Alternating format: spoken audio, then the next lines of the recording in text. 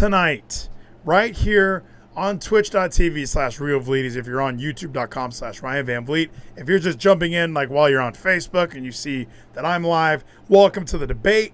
My name is Ryan Van Vliet. I am in the upper square for this special event. Beneath me is Zach. Zach, say hello. Hi. Hi. I see you down there. Yeah, see, Family Feud. What show was that? This is Hollywood Celebrity Squares. Yeah, Hollywood Squares. Exactly. I'm Whoopi Goldberg always. Obviously, I've claimed permanent Whoopi, and yeah, we are here to watch the debate. So we're gonna do things a little differently than last time. Last time we constantly were laughing and making fun of one of the guys. I'm not gonna say who, and this time we're gonna give him a fair shake. Much like Donald Trump, we can be muted through most of this. So there's no way they're gonna be able to mute all of them, right? Is there a way that they can prevent all the Trump from trumping out? I think Trump can probably speak loud enough to get picked up on Biden's microphone. Yeah, that might be what it. Hopefully, is he allowed to have his phone during this? Because I would like to just have him tweet while he's there, or he can be on like Periscope, or he can go live on Twitch too. He can be standing there like giving his own play-by-play. The broadcaster has, yeah. So when you watch my channel on Twitch, it makes you say that you're old enough to watch it. This is mature content. I love that. But yeah, I would love it if Trump was like live on Twitch or YouTube during the debate. Like, okay, they've muted me, so this is just us guys. This has not been good. I haven't been liking this one as much. Here's what's going on. So Joe Biden, and I'm, for everyone else who's playing along at home, I'm watching the CBS News feed. I'm watching the CBS News feed on youtube.com. That's where we watched it last time. Their YouTube stream always works really well. I'm not necessarily a huge fan of their entire network. Like this Red and Blue show, I think I was telling you. This is their fake bipartisan show. Like it really is. There's really nothing like... I've always... Every time... Remember we watched the debate on here last time. As soon as it ended, there was like commentary like Donald Trump was a menace. Like they were like really against Trump at the end of the debate. So we are trying to just follow them for their nonpartisan, just give me what it is. Give me what it is debate. I don't even need to hear what these guys are talking about right now. So it's going to be interesting. I'm excited for debate number 2 between these guys. Zach, I thought we canceled all debates because one guy wouldn't stop interrupting the other guy. Well, apparently they solved that by censoring Trump live. I didn't know that was possible. But Bongino said that this week. He's like, Trump should have his own microphone in his jacket, like an actual microphone. And then as soon as they mute him, he just pulls it out and he says, I can do it myself. I got a microphone. And then at the very end, he should just drop the mic. He should be able to, like I said, just have a Twitch feed or something. Like, there are people out there that only want to watch the Trump stuff, I bet. I was shocked today. So, I you know the Hodge twins, another group that we're particularly fond of.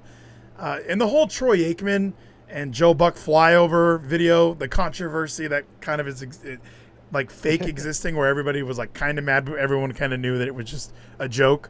I love what the Hodge twins did. They went on Instagram and like they went on Troy Aikman's follow list. Like, who does he follow? And it was like Larry Elder, Donald Trump, and like 2 other conservative media. Like there was no Joe Biden on there. I was just shocked on Instagram that Donald Trump has over 22 million followers, whilst Joe Biden only has 5 million followers. I was a little confused by that. Like, if we're just electing presidents based on Instagram followers, wouldn't you expect? I expected Joe Biden to have way more followers than that. I was like, wait, why does he only have 5? It seems like there should be way more. Yeah, I agree. I bet you AOC has more than both of them put together, though. But yeah, but much like I said about her Twitch stream the other night, and look, I give her so much credit for being my age, coming from the bar, going to Congress. Greatness. They're gonna hop Joe Biden up on some Hunter Biden shit. We'll see what happens, Quigley. We'll see what happens. It was a debate. Ha ha ha! It was a debate. Damn it. So, JT in the chat says that Bernie Sanders. Somehow, if you're poor, you cannot do it. Poor kids are just as bright and just as talented as white kids. And that's not wrong. But I was shocked. Like AOC, so she has her Twitch stream with 300,000 people. And although that's impressive and exciting, she did that oh gosh, what's the guy's name? Hassan. I should have looked it up, but she did that stream with a guy who's on his own Twitch channel saying that America deserved 9/11.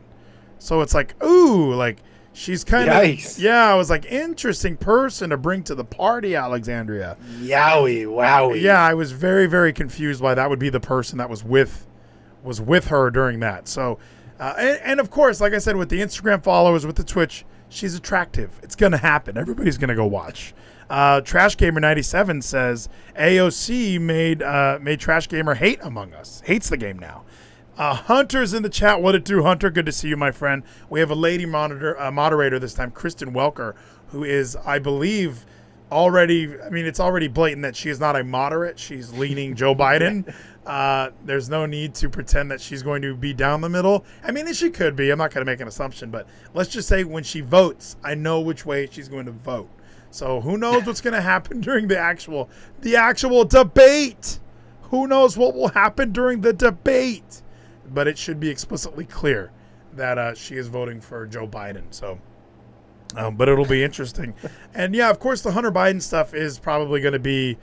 Are they going to tap dance around it? Because I'm frankly at the point now wondering if Joe Biden's going to get arrested for any of this shit. He should be. They will not ask a direct question about it. It's up to Trump. Trump's got to bring it up. And you know, if he does, it's going to be construed as like, it's going to be completely. Why would he even bring that up? I mean, there were people that were when Trump brought up Hunter Biden last time. They were like, when he brought up Hunter Biden last time, they were saying, "Oh, how could he bring up his son? He has nothing to do with this." And it's like now it seems like he has a lot to do with this because. And I heard today Barack Obama was talking about the Donald Trump secret Chinese bank account, which was on his tax returns. So that makes it not a secret. A secret is when you're hiding that shit from the federal government. He did not hide. Dude, Biden. So Biden now, it's like into a money laundering scandal now. I posted that today, but Bongino, I guess somebody on Fox. So he was like, I work with this person, but I'm still going to trash her. She was, I guess there's like, when he did his financial review for the election, an independent guy checked in and was like, yeah, I don't know where $6 million is. It was a debate. It was a debate. Thank you, Maddie Spice. Like the entire reason that we were here is because it was a debate. And this is going to be a debate. Dude, he's like, I can't find $6 million of it. And some chick on Fox News was like, well, I mean, it's not in his tax return. And Bongino's like, this notion that somehow you if you're think poor, you cannot do it. Poor kids are just as bright and just as talented as white kids. And that's not wrong. I mean, it's not. Just poor taste. But Yeah, Bongino's like, you think money launderers and drug dealers put their income on their fucking taxes, like line item 62? Well, and how money much, laundering from China? Well, how much does a congressperson get paid? Because, or a former vice president? It seems like Joe Biden has way more money than any other politician should have, right? I mean, he has a lot of fucking money. They said Joe Biden's made $16 million since leaving office. Yeah, how? How does that happen? I really don't know how that happens. Hunter, Dude, when you're in office, you make like a couple $100,000 a year. That's what I thought. I thought the president got paid like $400,000 a year, like that. Like as far as a cash salary goes, that's how much the president made. Now with Donald Trump, I can assume he's making more money on the side with Trump Guess Tower. what? If you elect me, you're not going to have your taxes are going to be raised, not cut. Thank you, Maddie Spice. I assumed that there would be some form of like you can make money on the side. Trump's going to have his casinos. He's going to have other ways of bringing in funds. I don't know what Joe Biden's doing out there other than, selling his influence, selling his name. And he's still... Well, you got to look into that, man, because Trump had to dump a lot of stuff to be president. Again. Thank you, man. So he's got a lot of stuff in trust. He's got a lot of stuff. He had to diversify, because if you're president, you can't directly own a bunch of shit. And I love kids jumping on my lap. Thank you, Ayako. Thank you, Maddie Spice. Thank you, Nathan. This is going to be fun, because this debate starts in 1 minute and 45 seconds. Tonight's topics, as shown on screen, are now COVID-19 again. Who gives a shit? American families, race, climate change, national security, leadership. I don't see anything. So national security can be Ukraine and China. So maybe that's where we kind of get to these facts. Because I was even texting my cousin. I was letting her know the kind of things that I was really interested in was, oh, shit. heard these words before, but I'll teach you what they really mean. Go beyond! Plus!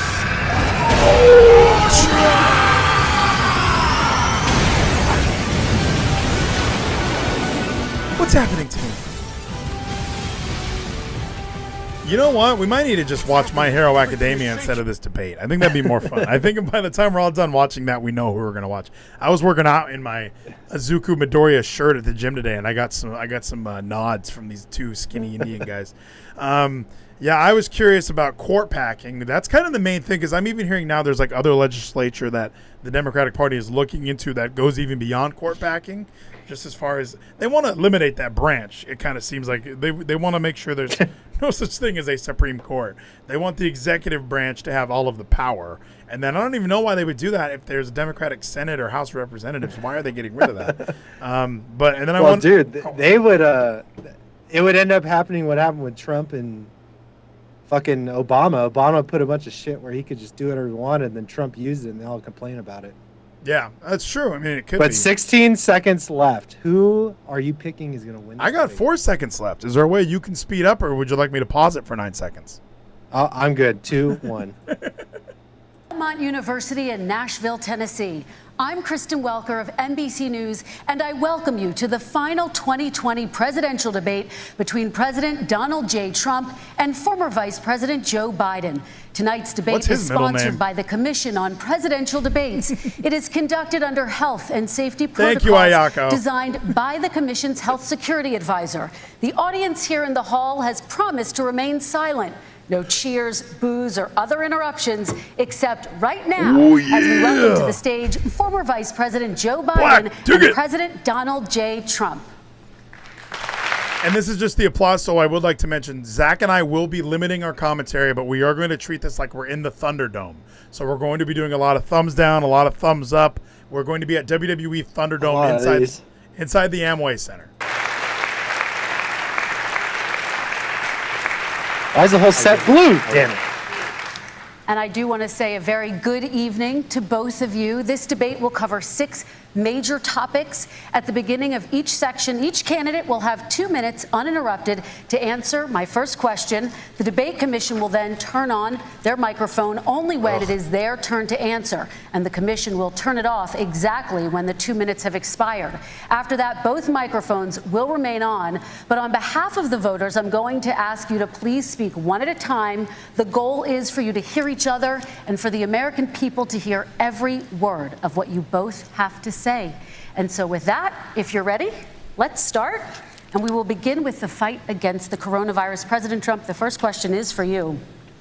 The country is heading into a dangerous new phase. More than 40,000 Americans are in the hospital tonight with COVID, including record numbers here in Tennessee. And since the two of you last shared a stage, 16,000 Americans have died from COVID. So please be specific. How would you lead the country during this next stage of the coronavirus crisis? 2 minutes uninterrupted. So, as you know, 2.2 million people modeled out were expected to die. We closed up the greatest economy in the world in order to fight this horrible disease that came from China. It's a worldwide pandemic. It's all over the world. You see the spikes in Europe and many other places right now. If you notice, the mortality rate is down 85%. The excess mortality rate is way down and much lower than almost any other country. And we're fighting it, and we're fighting it hard. There is a spike. There was a spike in Florida, and it's now gone. There was a very big spike in Texas. It's now gone. There was a very big spike in Arizona. It's now gone. And there are some spikes and surges in other places. They will soon be gone. We have a vaccine that's coming. It's ready. It's going to be announced within weeks, and it's going to be delivered. We have Operation Warp Speed, which is the military is going to distribute the vaccine. I can tell you from personal experience that I was in the hospital, I had it, and I got better, and I will tell you that I had something that they gave me, a therapeutic, I guess they would call it. Some people could say it was a cure, but I was in for a short period of time, and I got better very fast, or I wouldn't be here tonight. And now they say I'm immune. Whether it's 4 months or a lifetime, nobody's been able to say that, but I'm immune. More and more people are getting better. We have a problem that's a worldwide problem. This is a worldwide problem. But I've been congratulated by the heads of many countries on what we've been able to do. If you take a look at what we've done in terms of goggles and masks and gowns and everything else, and in particular ventilators, we're now making ventilators all over the world, thousands and thousands a month, distributing them all over the world. It will go away, and as I say, we're rounding the turn, we're rounding the corner. It's going away. Okay, former Vice President Biden, to you, how would you lead the country out of this crisis? You have 2 minutes uninterrupted. 220,000 Americans dead. If you hear nothing else I say tonight, if you're looking for a fella to fight him, anyone who's I'll fight him for not taking control, in fact, not saying I take no responsibility initially. Anyone who's responsible for that many deaths should not remain as President of the United States of America. We're in a situation where there are 1,000 deaths a day now, 1,000 deaths a day, and there are over 70,000 new cases per day. Compared to what's going on in Europe, as the New England Medical Journal said, they're starting from a very low rate. We're starting from a very high rate. The expectation is we'll have another 200,000 Americans dead between now and the end of the year. If we just wore these masks, the president's own advisors have told him, we could save 100,000 lives. And we're in a circumstance where the president thus far and still has no plan, no comprehensive plan. What I would do is make sure we have everyone encouraged to wear a mask all the time. I would make sure we move in the direction of rapid testing, investing in rapid testing. I would make sure that we set up national standards as to how to open up schools and open up businesses so they can be safe and give them the wherewithal, the financial resources to be able to do that. We're in a situation now where the New England Medical Journal, one of the most serious journals in the whole world, said for the first time ever that the way this president has responded to this crisis has been absolutely tragic. And so, folks, I will take care of this. I will end this. I will make sure we have a plan. President Trump, I'd like to follow up with you in your comments. You talked about taking a therapeutic. I assume you're referencing Regeneron. You also said a vaccine will be coming within weeks. Yes. Is that a guarantee? No, it's not a guarantee, but it will be by the end of the year. But I think it has a good chance. There are two companies, I think, within a matter of weeks, and it will be distributed very quickly. Can you tell us which companies? Johnson & Johnson is doing very well. Moderna is doing very well. Pfizer is doing very well. And we have numerous others. Then we also have others that we're working on very closely with other countries, in particular Europe. Let me follow up with you, and because this is new information, you have said a vaccine is coming soon, within weeks now. Your own officials say it could take well into 2021 at the earliest for enough Americans to get vaccinated. And even then, they say the country will be wearing masks and distancing into 2022. Is your timeline realistic? No, I think my timeline is going to be more accurate. I don't know that they're counting on the military the way I do, but we have our generals lined up, one in particular that's the head of logistics. And this is a very easy distribution for him. He's ready to go as soon as we have the vaccine. And we expect to have 100 million vials. As soon as we have the vaccine, he's ready to go. Vice President Biden, your reaction, and just 40% of Americans say they would definitely agree to take a coronavirus vaccine if it was approved by the government. What steps would you take to give Americans confidence in a vaccine if it were approved? Make sure it's totally transparent. Have the scientists of the world see it, know it, look at it, go through all the processes. And by the way, this is the same fellow who told you this is going to end by Easter last time. This is the same fellow who told you that, don't worry, we're going to end this by the summer. We're about to go into a dark winter. And he has no clear plan, and there's no prospect that there's going to be a vaccine available for the majority of the American people before the middle of next year. If you're looking for a fella to fight him, I'll fight him. At all. Thank you, opening Quigley. up our country. We've learned and studied and understand the disease, which we didn't at the beginning. what was your Vincent? When I closed and banned China from coming in heavily infected, and then ultimately Europe. But China was in January. Months later, he was saying I was xenophobic. I did it too soon. Now he's saying, oh, I should have, moved quicker. But he didn't move quicker. He was months behind me, many months behind me. And frankly, he ran the H1N1 swine flu, Stop bringing that and up. it was a total disaster, far less lethal. but it was a total disaster.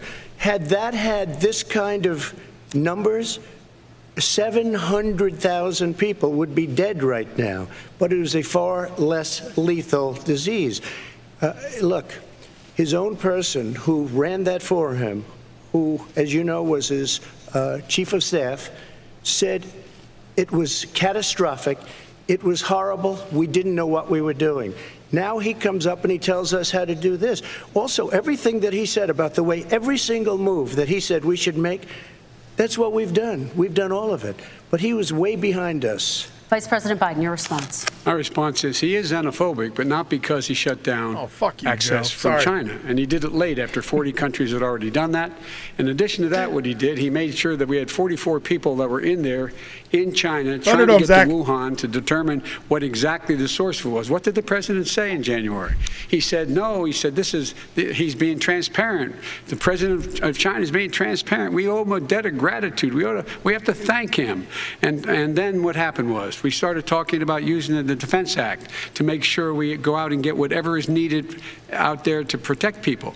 And again, I go back to this. He had nothing. He did virtually nothing. And then he gets out of the hospital and he talks about don't worry, it's all going to be over soon. Come on. There's not another serious scientist in the world who thinks it's going to be over soon. President Trump, your reaction? I say over soon. I say we're learning to live with it. We have no choice. We can't lock ourselves up in a basement like Joe does. He has the ability to lock himself up. I don't know. He's obviously made a lot of money someplace, but he has this thing about living in a basement. People can't do that. By the way, I, as the president, couldn't do that. I'd love to put myself in the basement or in a beautiful room in the White House and go away for a year and a half until it disappears. I can't do that. And Kirsten, every meeting I had, and I'd meet a lot of families, including Gold Star families and military families, every meeting I had, and I had to meet them. I had to. It would be horrible to have canceled everything. I said, this is dangerous. And you catch it. And, I caught it. I learned a lot. Great doctors, great hospitals. And now I recovered. 99.9% of young people recover. 99% of people recover. We have to recover. We can't close up our nation. We have to open our school, and we can't close up our nation, or you're not going to have a nation. And of course, the CDC has said young people can get sick with COVID-19 and can pass it. Vice President Biden, I want to talk broadly about strategy, though. Can I respond to that? 30 seconds, please, and then I have a question. Number one, he says that we're learning to live with it. People are learning to die with it. You folks home will have an empty chair at the kitchen table this morning. That man or wife going to bed tonight and reaching over to try to touch out of habit where their wife or husband is gone. Learning to live with it. Come on. We're dying with it because he has never said, you said it's dangerous. When's the last time? Is it really dangerous still? Are we dangerous? You tell the people it's dangerous now? What should they do about the danger? And you say, I take no responsibility. Let me talk about your two. Excuse me, I take full responsibility. It's not my fault that he came here. It's China's fault. And you know what? It's not Joe's fault that he came here either. It's China's fault. If you're looking for a fella to fight him, to the rest of China for I'll fight him. But they didn't keep it from coming out to the world, including Europe and ourselves. Vice President Biden. The fact is that when we knew it was coming, when it hit, what happened? What did the president say? He said, don't worry, it's going to go away. Be gone by Easter. Don't worry. The warm weather. Don't worry. Maybe inject bleach. He said he was kidding when he said that, but a lot of people thought it was serious. A whole range of things the president said. Even today, no one thought he was serious. He thinks we are in control. We're about to lose 200,000 more people. President Trump. Look, perhaps just to finish this, I was kidding on that, but just to finish this, when I closed, he said I shouldn't have closed. And that went on for months. Nancy Pelosi said the same thing. She was dancing on the streets in Chinatown in San Francisco. Come on down. But when I closed, he said, this is a terrible thing. You're xenophobic. I think he called me racist even. And because I was closing it to China. Now he says I should have closed it earlier. Joe, it doesn't work. I didn't say either of those things. You certainly did. I thought the mics were going to be muted. I talked about a xenophobia in a different context. It wasn't about closing the border to Chinese coming to the United States. All right, I want to talk about both of your different strategies to handling He thought I shouldn't have closed the border. Well, that's obvious. Do you want to respond to that quickly, Vice President No. Biden? Okay. Let's talk about your different strategies toward dealing with this. Mr. Vice President, you suggested you would support new shutdowns if scientists recommended it. What do you say to Americans who are fearful that the cost of shutdowns, the impact on the economy, the higher rates of hunger, depression, domestic and substance abuse outweighs the risk of exposure to the virus? What I would say is I'm going to shut down the virus, not the country. It's his ineptitude that caused the country to have to shut down in large part. Why businesses have gone under, why schools are closed, why so many people have lost their living, and why they're concerned. Those other concerns are real. That's why he should have been, instead of in a sand trap in a golf course, he should have been negotiating with Nancy Pelosi and the rest of the Democrats and Republicans about what to do about the acts they were passing for billions of dollars to make sure people had the capacity. But you haven't ruled out more shutdowns. Oh, well, no, I'm not shutting down the name, but there are, look, you need standards. The standard is if you have a reproduction rate in a community that's above a certain level, everybody says, slow up. More social distancing. Do not open bars and do not open gymnasiums. Do not open until you get this under control, under more control. But when you do open, give the people the capacity to be able to open and have the capacity to do it safely. For example, schools. Schools, they need a lot of money to open. They need to deal with ventilation systems. They need to deal with smaller classes, more teachers, more pods. And he's refused to support that money, or at least up to now. Let's talk about schools. President Trump, I think we have to respond, if I might. Please, and then I have a follow-up. Thank you, and I appreciate that. Look, all he does is talk about shutdowns, but forget about him. His Democrat governors, Cuomo in New York, you look at what's going on in California, you look at Pennsylvania, North Carolina, Democrats all, they're shut down so tight, and they're dying. They're dying. And he supports all these people. All he talks about is shutdowns. No, we're not going to shut down, and we have to open our schools. And it's like, as an example, I have a young son. He also tested positive. By the time I spoke to the doctor the second time, he was fine. It just went away. Young people. I guess it's their immune system. Let me follow up with you, President Trump. You've demanded schools open in person and insist they can do it safely. But just yesterday, Boston became the latest city to move its public school system entirely online after a coronavirus spike. What is your message to parents who worry that sending their children to school will endanger not only their kids, but also their teachers and families? I want to open the schools. The transmittal rate to the teachers is very small. But I want to open the schools. We have to open our country. We're not going to have a country. You can't do this. We can't keep this country closed. This is a massive country with a massive economy. People are losing their jobs. They're committing suicide. There's depression, alcohol, drugs at a level that nobody's ever seen before. There's abuse, tremendous abuse. We have to open our country. You know, I've said it often, the cure cannot be worse than the problem itself. And that's what's happening. And he wants to close down, he'll close down the country if one person in our massive bureaucracy says we should close it down. Vice President Biden, your response. Simply not true. We ought to be able to walk and chew gum at the same time. We ought to be able to safely open, but they need resources to open. You need to be able to, for example, if you're going to open a business, have social distancing within the business. You need to have, if you have a restaurant, you need to have plexiglass dividers so people cannot infect one another. You need to be in a position where you can take testing rapidly and know whether a person is in fact infected. All of that already exists. You need to be able to trace. You need to be able to provide all the resources that are needed to do this. Shut down the and virus, that is not damn it. inconsistent with saying that what we're going to make sure that we open safely. And by the way, all you teachers out there, not that many of you are going to die, so don't worry about it. So don't worry about it. Come on. President Trump, let me follow up with you quickly. By the way, I will say this. If you go and look at what's happened to New York, it's a ghost town. It's a ghost town. And when you talk about plexiglass, these are restaurants that are dying. These are businesses with no money. Yeah. Putting up plexiglass is unbelievably expensive. Chew gum and walk. walk. The answer. I mean, you're going to sit there in a cubicle wrapped around with plastic. These are businesses that are dying, Joe. You can't do that to people.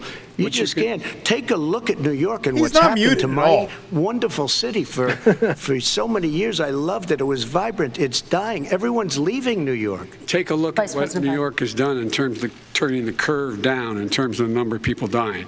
And I don't look at this in terms of the way he does. Blue states and red states. They're all the United States. And look at the states the blue ones that are have all having the such a problems. spike in the coronavirus.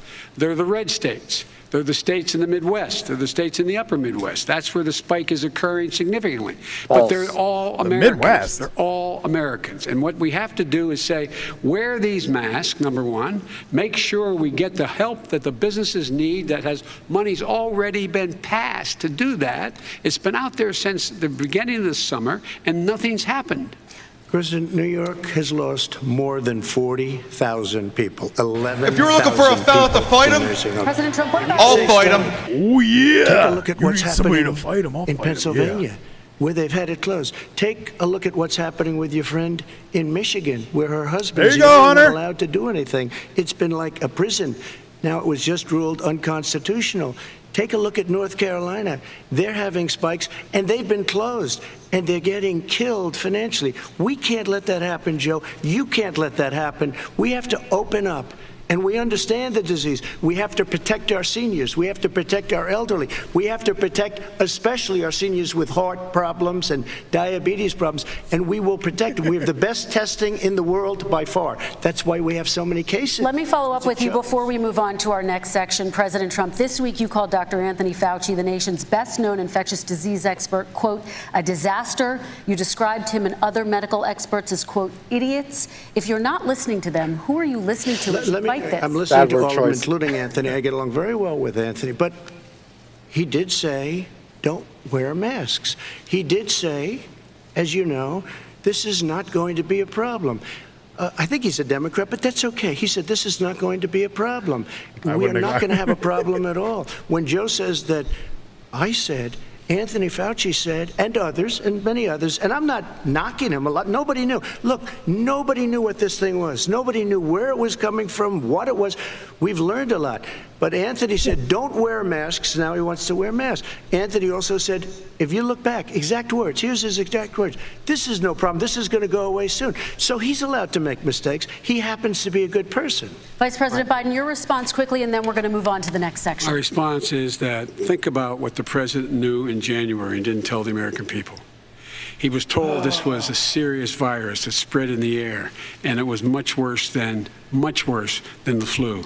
He went on record and said to one of your colleagues, recorded, that in fact he knew how dangerous it was, but he didn't want to tell us. He didn't want to tell us because he didn't want us to panic. He didn't want us. Americans don't panic. Why didn't Woodward tell people? But guess what?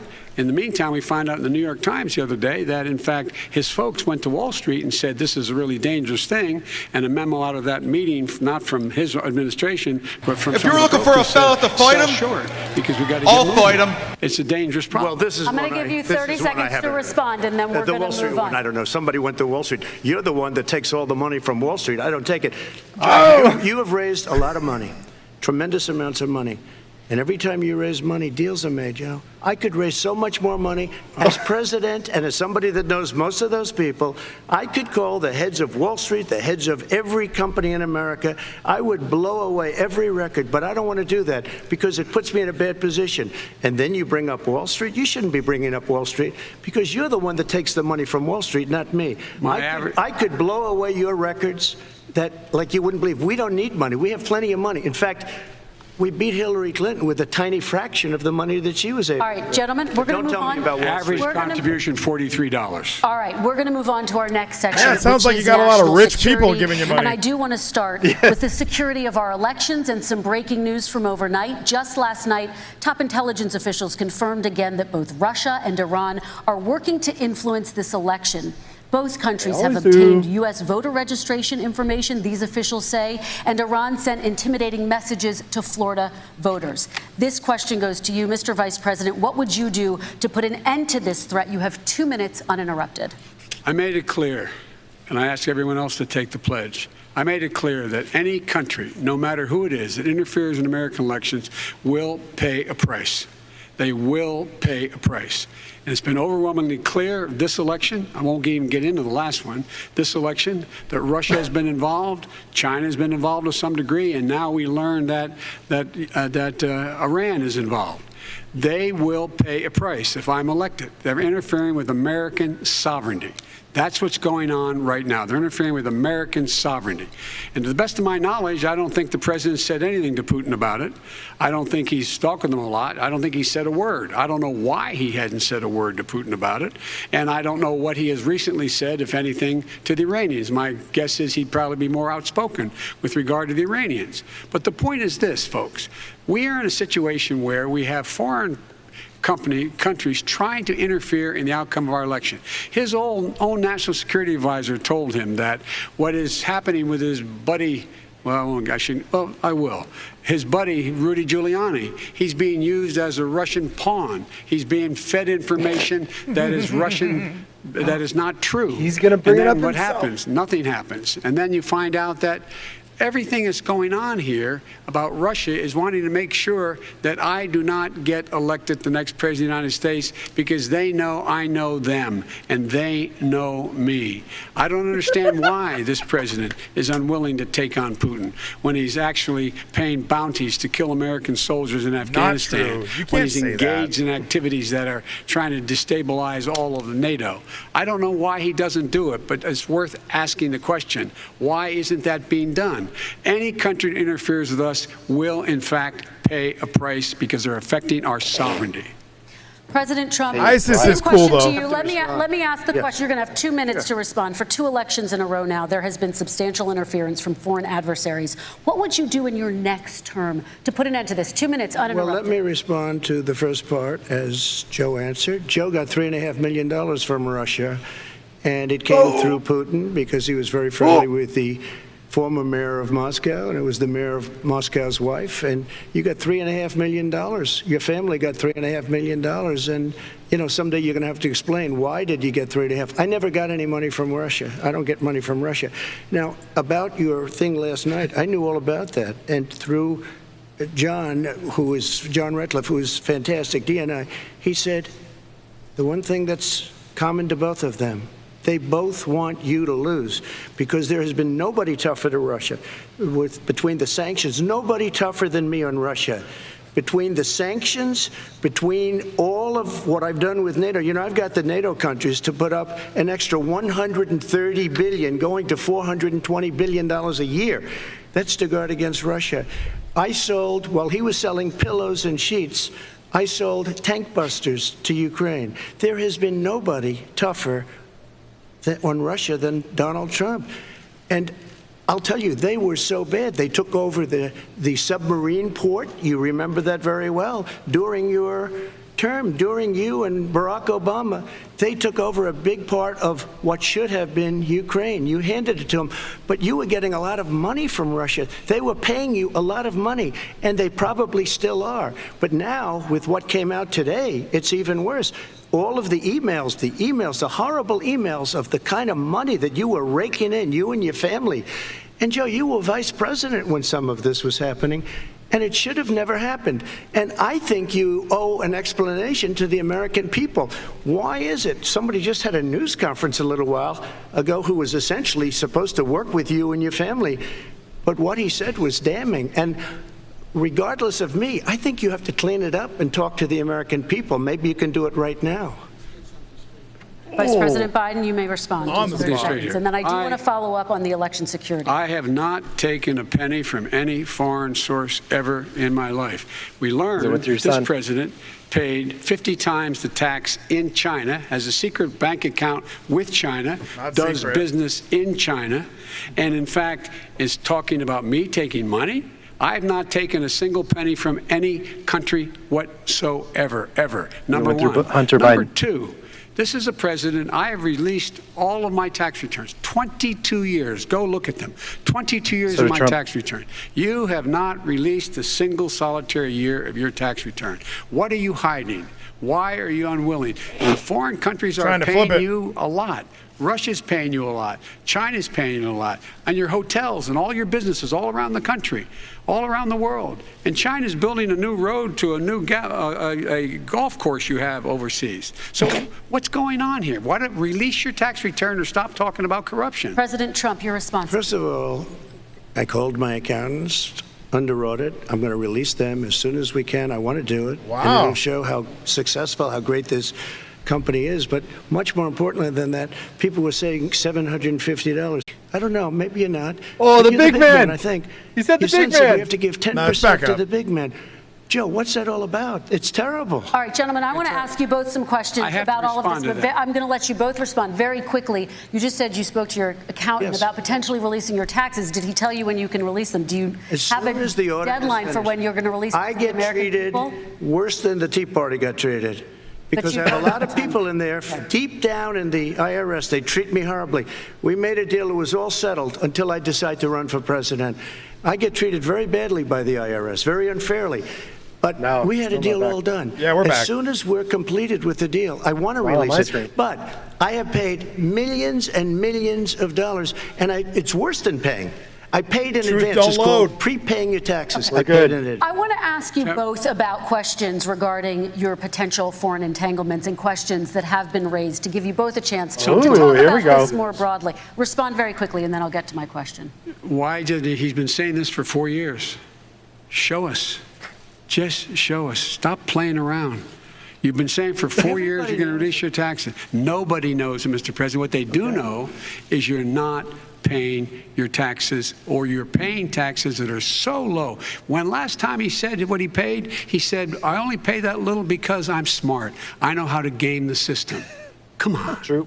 Come on, folks. So President Trump, and then I want to get Come to on. two questions to both of you Come on on. this. I was put through a phony witch hunt for 3 years. It started before I even got elected. They spied on my campaign. No president should ever have to go through what I went Obamagate. through. Let me just say this. Bongino. Mueller and 18 angry Democrats and FBI agents all over the place spent $48 million. They went through everything I had, including my tax returns, and they found absolutely no collusion and nothing wrong. $48 million. I guarantee you, if I spent $1 million on you, Joe, I could find plenty wrong. Because All the right. kind of things that you've done and the kind of monies that your family has taken, I mean, your brother made money in Iraq, millions of dollars. Your other brother made a fortune, and it's all through you, Joe. And they say you get some of it, and you do live very well. You have houses all over the place. You live very well. All right, gentlemen, let me just ask some questions about all of this broadly. Vice President Biden, there have been questions about the work your son has done in China and for a Ukrainian energy company when you were vice president. In retrospect, was anything about those relationships inappropriate or unethical? Nothing was unethical. Here's what the deal. With regard to Ukraine, we had this whole question about whether or not, because he was on the board, I later learned of a Burisma, a company, that somehow I had done something wrong. Yet every single solitary person, when he was going through his impeachment, testifying under oath who worked for him, said, Answer the I did my question. job impeccably. I carried out U.S. policy. Not one single solitary thing was out of line. Not a single thing, number one. Number two, the guy who got in trouble in Ukraine was this guy trying to bribe the Ukrainian government to say something negative about me, which they would not do and did not do because it never, ever, ever happened. My son has not made money in terms of this thing about, what are you talking about, China. I have not had, the only guy made money from China is this guy. He's the only one. Nobody else has made get on money topic. from China. Never President to Trump, deal with let me By the ask way, my question to you. But and could I then just you'll- one thing? Very quickly. His son didn't have a job for a long time, was sadly no longer in the military service. I won't get into that. And he didn't have a job. As soon as he became vice president, Burisma, not the best reputation in the world. I hear they paid him $183,000 a month. Listen to this. $183,000, Check this out, and they gave him a Kristen. $3 million upfront payment. All right. And he had no energy. I'm going to let the vice president That's respond to that quickly, and then I need to get to a dishonest. question to you. Very No quickly, basis Vice for that. Everybody investigated that. No one said anything he did was wrong in Ukraine. Okay, President Trump, this is for you. Since you took office, you've never divested from your business. You've personally promoted your properties abroad. A report this week, which was referenced, does indicate that your company has a bank account in China. So how can voters know that you don't have any foreign conflicts of interest? I have many bank accounts, and they're all listed, and they're all over the place. I mean, I was a his tax businessman return. On his doing fucking business. tax return. The bank account you're referring to, which is everybody knows about it, it's listed. The bank account was in 2013. That's what it was. It was opened it was closed in 2015, I believe. And then I decided, because I was thinking about doing a deal in China like millions of other people. I was thinking about it, and I decided I'm not going to do it. Didn't like it. I decided not to do it. Had an account open, and I closed it. Okay. Excuse me. And then, unlike him, where he's vice president and he does business, doing so well. I then decided to run for president after that. That was before. So I closed it before I even ran for president, let alone became president. Big difference. He is the vice president of the United States, and his son, his brother, and his other brother are getting rich. They're like a vacuum cleaner. They're sucking up money every President Trump, place thank he you. We goes. do need to move on. I do want to ask you, Vice President Biden, about China. Let's talk about China more broadly.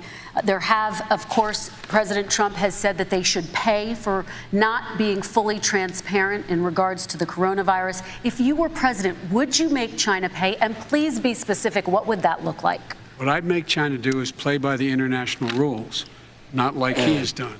He has caused the deficit of China to go up, not down, with China. Up, not down. Virus, PPE. We are making sure that in order to do business in China, you have to give all your intellectual property. You have to have a partner in China. It's 51%. We would not do that at all, number one. Number two, we're in a situation where China would have to play by the rules internationally as well. When I met with Xi, when I was still vice president, he said we're setting up air identification zones in the South China Sea. You can't fly through them. I said we're going to fly through them. We just flew B-52, B-1 bombers through it. We're not going to pay attention. They have to play by the rules. And what's he do? He embraces guys like the thugs like in North Korea and the Chinese president and Putin and others, and he pokes his finger in the eye of all of our friends, leaders? all of our allies. We make up we're 25% of the world's economy. We need to be having the rest of our friends with us saying to China, these are the rules. You play by them or you're going to pay the price for not paying by them economically. That's the way I will run it. And that's what we did in upholding steel tariffs and a range of other things when we were president and vice president. All right, let's talk about North Korea. Excuse me, no, I have to respond to that. Okay. Very quickly, and then we're going to move on to North Korea. With $1.5 billion from China to manage after spending 10 minutes in office and being in Air Force 2. Number one. Number two, there's a very strong email talking about your family wanting to make $10 million a year for introductions. President Trump, on China policy, though, what specifically are you going to do? What specifically are you going to do to make China pay? You've said you're going to make them pay. First of all, China is paying. They're paying billions and billions of dollars. I just gave $28 billion. New sanctions? I just gave $28 billion to our farmers. Taxpayers' money. It's what? Taxpayers' money. Not muted, huh? No, yeah, you know who the taxpayer is? It's called China. China paid $28 billion, and you know what they did to pay it, Joe? They devalued their currency, and they also paid up. And you know who got the money? Our farmers, our great farmers, because they were targeted. Trying to lower their labor wages, You never too. charged them anything. Also, I charged them 25% on dumped steel because they were killing our steel industry. We were not going to have a steel industry. Okay. And now we have a steel industry. Okay, Vice President Biden, your response, please. Our response is, look, this isn't about, there's a reason why he's bringing up all this malarkey. There's a reason for it. Mike He doesn't Malarkey? want to talk about the substantive issues. It's not about his family and my family. It's about your family.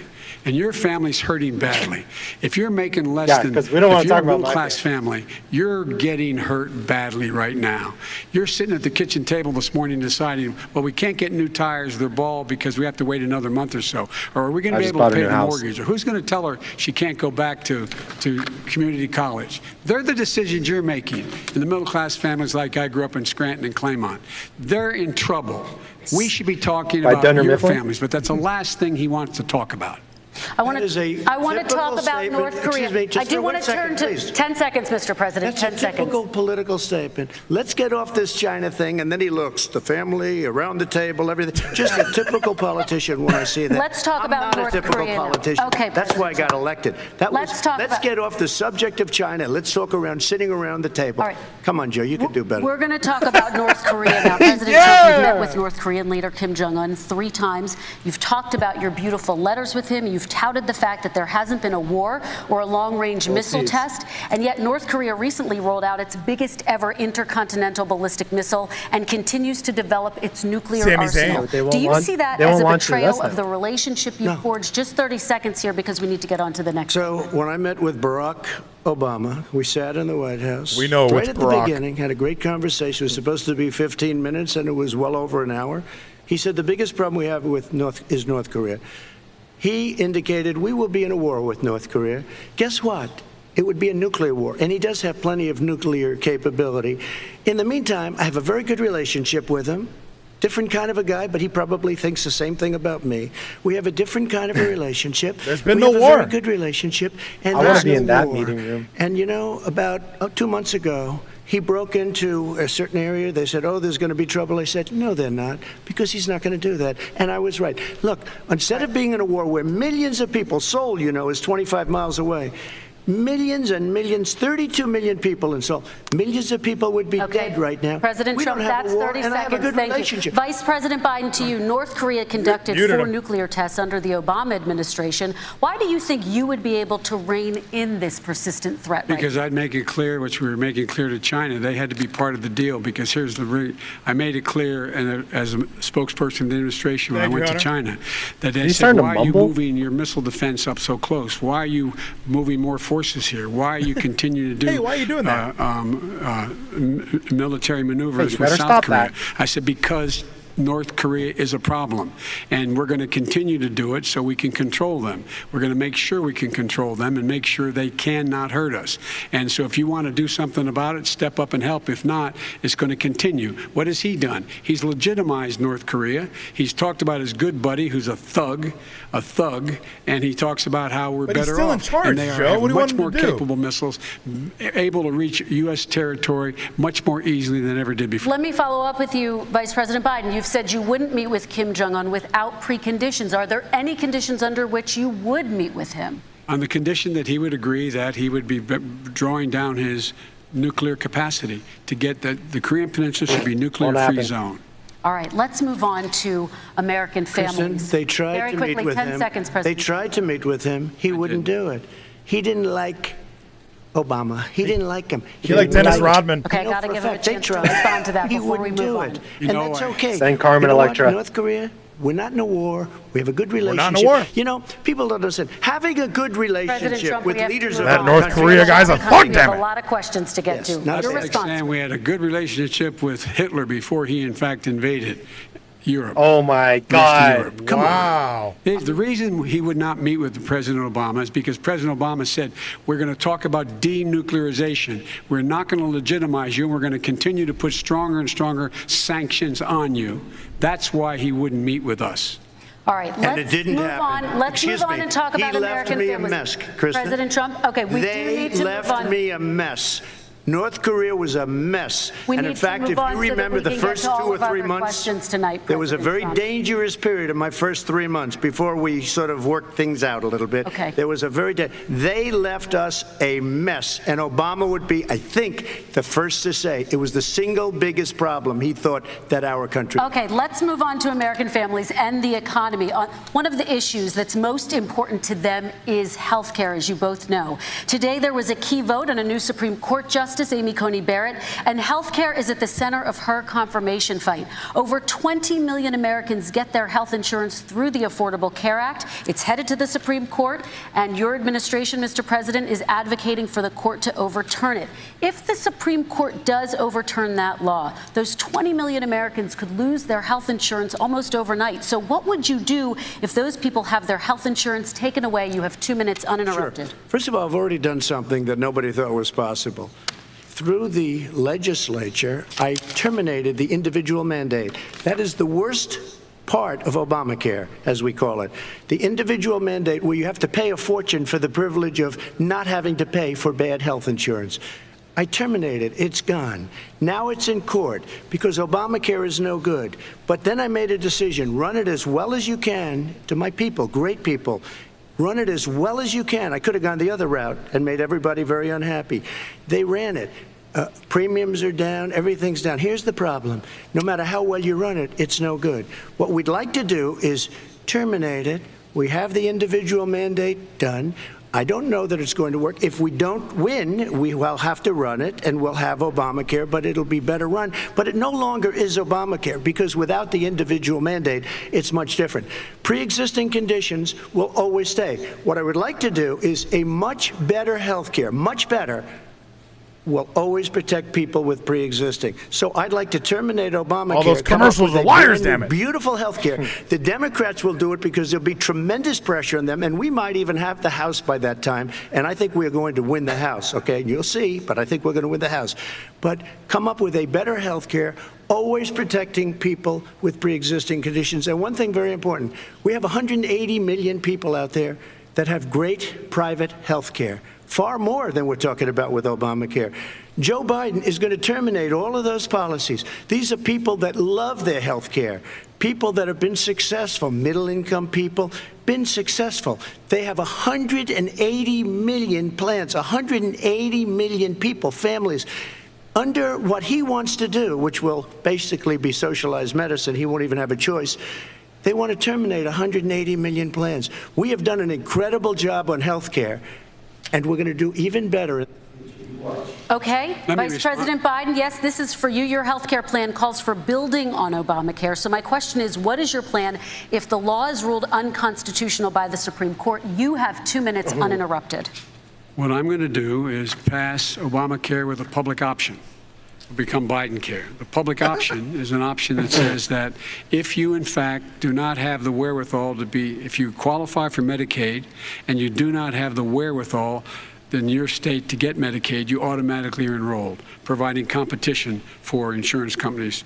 That's what's going to happen. Secondly, we're going to make sure we reduce the premiums and reduce drug prices by making sure that there's competition that doesn't exist now, by allowing the Medicare to negotiate drug prices with the insurance companies. Thirdly, the idea that I want to eliminate private insurance, the reason why I had such a fight with 20 candidates for the nomination was I support private insurance. That's why I didn't, not one single person with private insurance would lose their insurance under my plan, nor did they under Obamacare. They did not lose their insurance unless they chose they wanted to go to something else.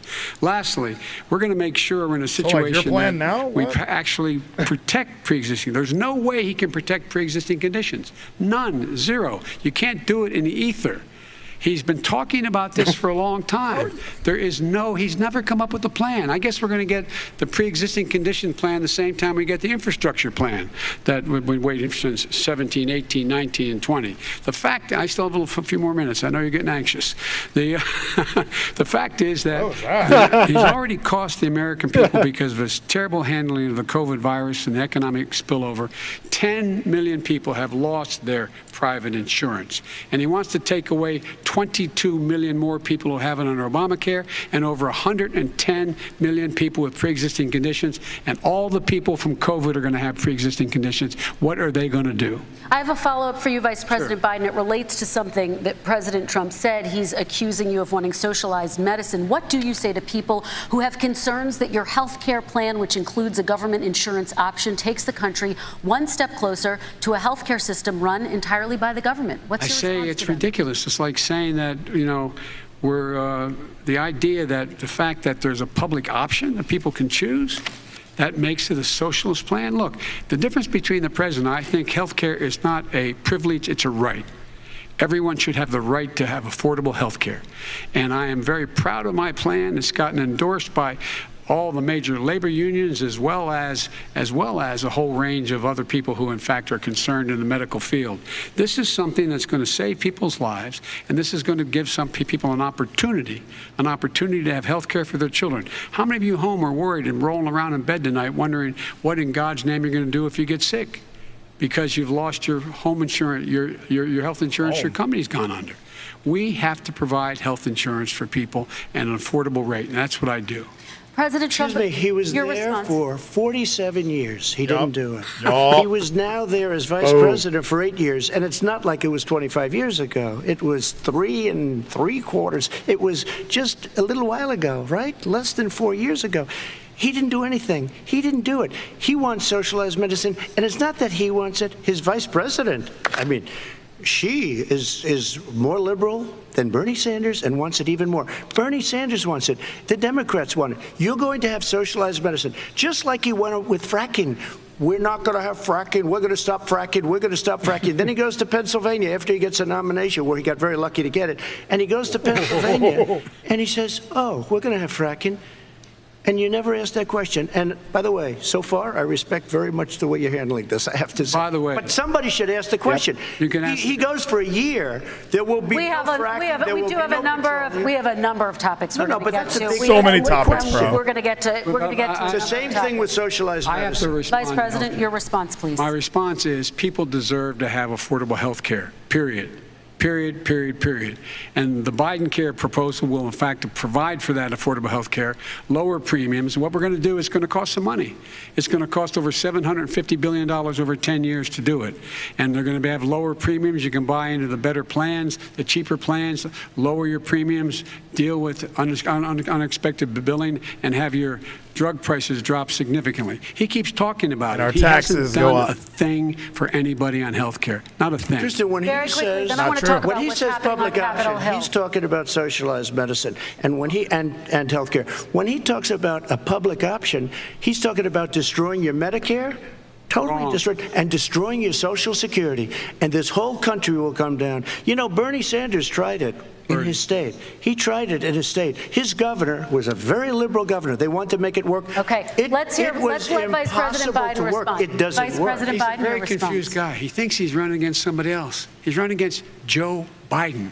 I beat all those other people because I disagreed with them. Joe Biden he's running against. And the idea that we're in a situation that they're going to destroy Medicare, this is the guy that the actuary at Medicare said, if in fact, at Social Security, if in fact he continues to withhold his plan to withhold the tax on Social Security will be bankrupt by 2023.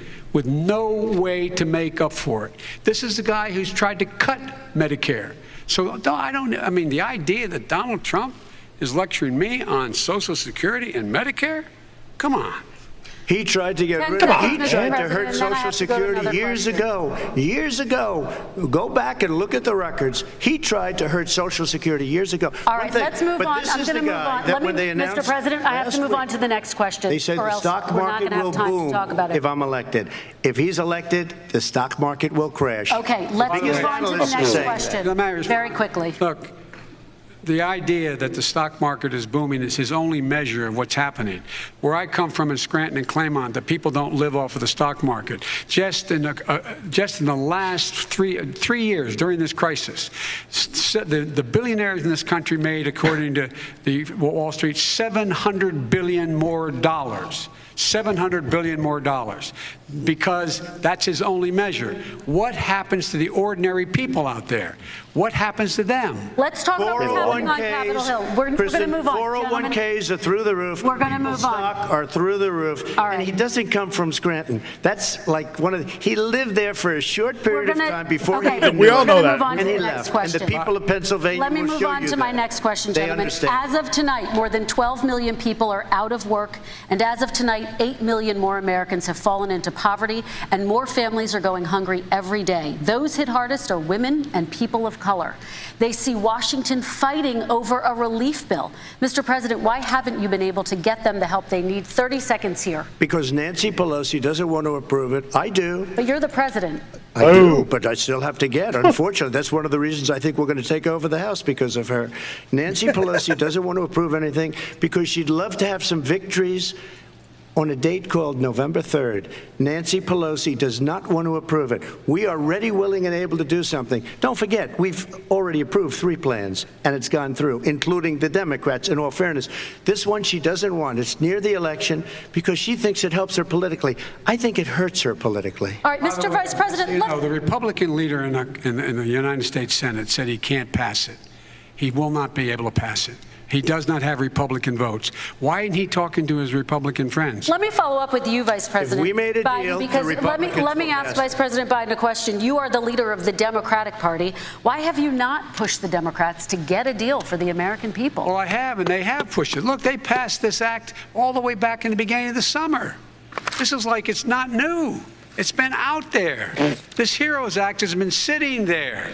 And look at what's happening. When I was in charge of the Recovery Act with $800 billion, I was able to get $145 billion to local communities that have to balance their budgets and states that have to balance their budgets, so they didn't have to fire firefighters, teachers, first responders, law enforcement officers, so they could keep their cities and counties running. He will not support that. They have not done a thing for them. And Mitch McConnell said, let them go bankrupt.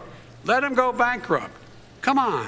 What's the matter with these guys? The bill that was passed in the House was a bailout of badly run, high-crime, Democrat, all run by Democrats, cities and states. It was a way of getting a lot of money, billions and billions of dollars to these states. It was also a way of getting a lot of money from our people's pockets to people that come into our country illegally. We want to take care of everything for them. And what that does, and I'd love to do that, I'd love to help them, but what that does, everybody all over the world will start pouring into our country. We can't do it. This was a way of taking care of them. This was a way of spending on things that had nothing to do with COVID, as per your question. But it was really a big bailout for badly run Democrat cities and states. All right, If I get elected, I'm running as a proud Democrat, but I'm going to be an American president. I don't see red states and blue states. What I see is American, United States. And folks, every single state out there finds themselves in trouble. They're going to start laying off, whether they're red or blue, cops, firefighters, first responders, because they have to balance their budget. And the founders were smart. They allowed the federal government to deficit spend to compensate for the United States of America. I want to talk about the minimum wage, gentlemen. Mr. Vice President, we are talking a lot about struggling small businesses and business owners these days. Do you think this is the right time to ask them to raise the minimum wage? You, of course, support a $15 federal minimum wage. I do, because I think one of the things we're going to have to do is we're going to have to bail them out, too. We should be bailing them out now, those small businesses. You got 1 in 6 of them going under. They're not going to be able to make it back. They passed a package that allows us to be able to call PPP. Money is supposed to go to help them do everything from organize how they can deal with their businesses being open safely. Schools, how they can make classrooms smaller, how they can hire more teachers, how they can put ventilation systems in. They need the help. The businesses as well as the schools need the help, but these guys will not help them. Is not giving them any of the money. 1.8 trillion isn't enough. One thing very quickly, he said we have to help our small businesses by raising the minimum wage. That's not helping. I think it should be a state option. Alabama is different than New York. New York is different from Vermont. Boom. Every state is different. It should be a state option. You said very recently. We have to help. It's very important. We have to help our small businesses. How are you helping your small businesses when you're forcing wages? What's going to happen, and what's been proven to happen, is when you do that, these small businesses fire many of their employees. You said very recently you would consider Very raising true. the federal minimum wage to $15 an hour. You said recently you would consider raising the federal minimum wage to $15 an hour. Is that still the case? And I would consider it to an extent, but in a what I really like, in a second administration, but not to a level that's going to put all these businesses out of business. It should be a state option. Look, I've lived in different places. I know different places. They're all different. Some places, $15 is not so bad. Yeah. In other places, other states, $15 would be Okay, President ruinous. Trump, thank you. Quick response, Vice President Biden. 2 jobs, 1 job, be below poverty. People are making $6, $7, $8 an hour. These first responders we all clap for as they come down the street because they've allowed us to make it. What's happening? They deserve a minimum wage of $15. Anything below that puts you below the poverty level. And there is no evidence that when you raise the minimum wage, businesses go out of business. That is simply not true. We're going to talk about immigration. We're going to talk about immigration now, gentlemen. They have less employees. And we're going to talk about families within this context. Mr. President, your administration separated children from their parents at the border, at least 4,000 kids. You've since reversed your zero-tolerance policy, but the United States can't locate the parents of more than 500 children. So how will these families ever be reunited? children are brought here by coyotes and lots of bad people, cartels, and they're brought here, and they used to use them to get into our country. We now have as strong a border as we've ever had.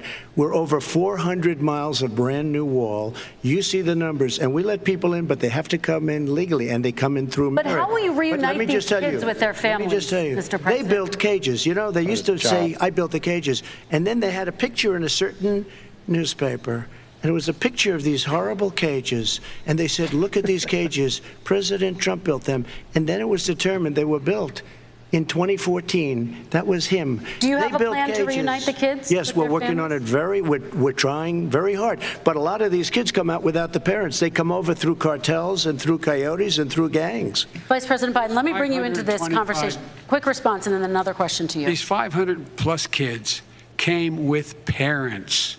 Not They all. separated them at the 500? border to make it a disincentive to come to begin with. Real tough. We're really strong. And guess what? They cannot, it's not coyotes didn't bring them over. Their parents were with them. They got separated from their parents. And it makes us a laughing stock and violates every notion of who we are as a nation. Let me ask you a follow-up Kristen, question. they did it. We changed the policy. Your response they to that? They did it. We changed. did not They built the separate cages. they- Who built the cages, Joe? Let's talk about what Who we're built the talking about. cages, Let's Joe? talk about what we're talking about. What happened? Let's talk about what we're Parents talking were ripped, their kids were ripped from their arms and separated. Ripped. And now they cannot find over 500 of sets of those parents, and those kids are alone.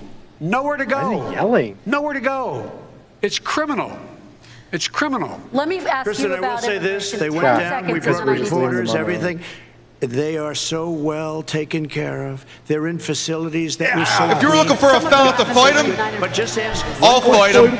Who built the cages? I'd love you to ask him that. Who built the cages? Let me ask about your immigration policy, Mr. Vice President. The Obama administration did fail to deliver immigration reform, which had been a key promise during the administration. It also presided Good over job, Kristen. record deportations as well as family detentions at Much the border better. before changing course. So why should voters trust you with an immigration overhaul now? Because we made a mistake. It took too long to get it right. It took too long to get it right. 47 years. I'll be president of the United States, not vice president of the United States. And the fact is, I've calling made it out very Obama? clear. Within 100 days, I'm going to send to the United States Congress a pathway to citizenship for over 11 million undocumented people. And all of those so-called dreamers, those DACA kids, they're going to be immediately certified again to be able to stay in this country and put on a path to citizenship. The idea that they are being sent home by this guy, and they want to do that, is they've gone to a country they've never seen before. I can imagine you're 5 years old, your parents are taking you across the Rio Grande River, and it's illegal. And you say, oh, no, Mom, leave me here. I'm not going to go with you. They've been here. Many of them are model citizens. Over 20,000 of them are first responders out there taking care of people during this crisis. We owe them. We owe them. President Kristen, Trump, he your had reaction. 8 Who built the years cages, damn to it? do what he said he was going to do. I got that one in. And I've changed without having a specific. We got rid of catch and release. We got rid of a lot of horrible things Fishing. that they put in and that they lived with. But he had 8 years he was vice president. He did nothing except build cages to keep children in. Vice President Biden, Wrong. your response. The catch and release, you know what he's talking about there? If in fact you had a family came across and they were arrested, they in fact were given a date to show up for their hearing. They were released. And guess what? They showed up for a hearing. And this is the first president in the history of the United States of America that anybody seeking asylum has to do it in another country. That's never happened before in America. That's never happened before in America. You come to the United States and you make your case that I seek asylum based on the following premise, why I deserve it under American law. Still do that. They're sitting in squalor on the other side of the river. President Trump, your response. So 30 important. seconds, and then we'll move It on. just shows that he has no understanding of immigration or the laws. Catch and release is a disaster. A murderer would come in, a rapist would come in, a very bad person would come in. We would take their name. We have to release them into our country. And then you say they come back. less than 1% of the people come back. We have to send ICE out It's and true. Border Patrol out to But find ICE them. exists. We would say, come back in 2 years, 3 years. We're going to give you a court case. You need Perry Mason. We're going to give you a court case. Come on, man. When you say they Let's come talk back, about they what we're don't come talking back, about. Joe. Yeah. They never come back. Only the really, I hate to say this, but those with the lowest IQ, they might come back. Okay, But President very, Trump, let's very give few. Vice President that Biden a wasn't chance to good. respond, and then we're going to move on to the You next don't know the law, section. Joe. Vice President Biden, your response. Know the law. What he's telling you is simply not true. Well, check it out. They don't come back. Check it out. Check it out. All right, let's move But on we don't have to the worry next about it because they section. terminated it, so we don't have to worry about it Let's anymore. move on to the next And you have section. 525 kids not knowing where in God's name they're going to be and lost their parents. Go ahead. All right, let's Go talk ahead. about our next section, which is race in America. And I want to talk about the way black and brown That's two Americans white guys. experience race in this country. Part of that experience is something called the talk. It happens Oh, on regardless CBS. of class and income.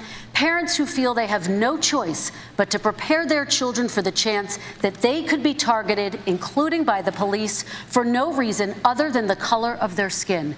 Mr. Vice President, in the next 2 minutes, I want you to speak directly to these families. Do you understand why these parents fear for their children? I do. I do. You know, my daughter is a social worker, and she's written a lot about this. She has a graduate degree from the University of Pennsylvania in social work.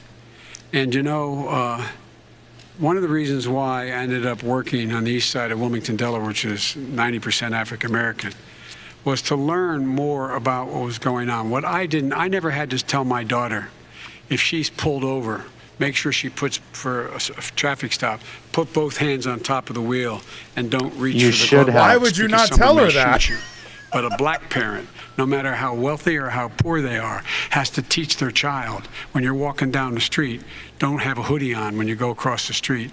Making sure that you, in fact, if you get pulled over, just yes, sir, no, sir, hands on top of the wheel, because you are, in fact, the victim, whether you're a person making child of a $300,000 a year person or someone who's on food stamps. The fact of the matter is, there is Getting tired. institutional racism in America. And But we what's the have institution? always said, we've never lived up to it, that we hold these truths to be America. self-evident. All men and women are created equal. Well, guess what?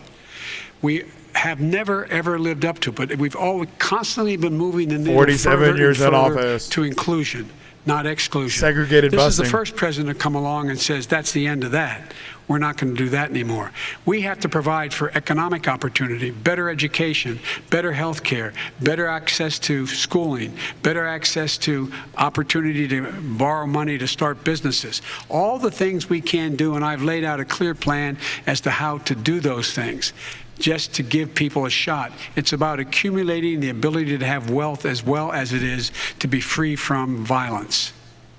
President Trump, same question to you, and let me remind you of the question. I would like you to speak directly to these families. Do you understand why these parents fear for their children? Yes, I do.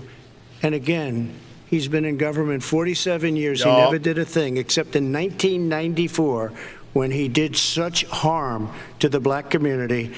And they were called, and he called them super predators. And he said that. He said it, super predators. And they have never lived that down. 1994, your crime bill, the super predators. Google it. Nobody has done more for the black community than Donald Trump.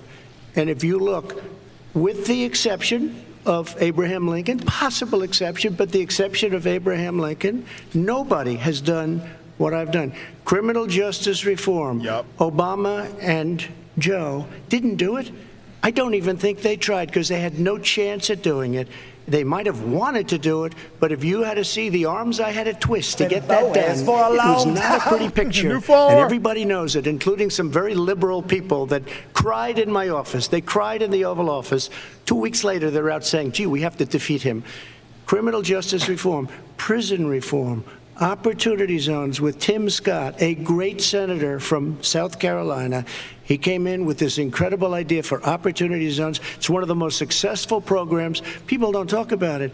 Tremendous investment is being made. Biggest beneficiary, the black and Hispanic communities, and then historically black colleges and universities. After 3 years of coming to the office, I love some of those guys. They were great. They came into the office And they said, I said, what are you doing? After 3 years, I said, why do you keep coming back? Because we have no funding. I said, you don't have to come back every year.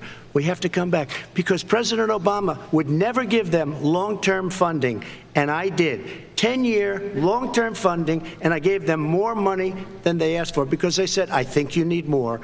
And I said, the only bad part about this is I may never see you again because I got very friendly with them, and they like me and I like them. But I saved historically black colleges and universities. Okay, and we're going to talk about both of your records, but your response to that, Vice President? My response to that is I never, ever said what he accused me of saying.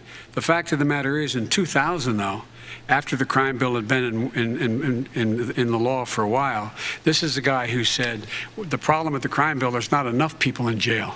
There's not enough people in jail. And go on my website, get the quote, the date when he said it. Not enough people. He talked about the gangs, young gangs, and the people who are going to maraud our cities. This is a guy who, in the Central Park five innocent black kids, he continued to push for making sure that they got the death penalty. None of them were guilty of the crimes they were suggested. Look, and talk about granted, he did in fact let 20 people, he commuted 20 people's sentences. We commuted over 1,000 people's sentences. Over 1,000. The very law he's talking about is a law that, in fact, initiated by Barack Obama. And secondly, we're in a situation here where the federal prison system was reduced by 38,000 people under our administration.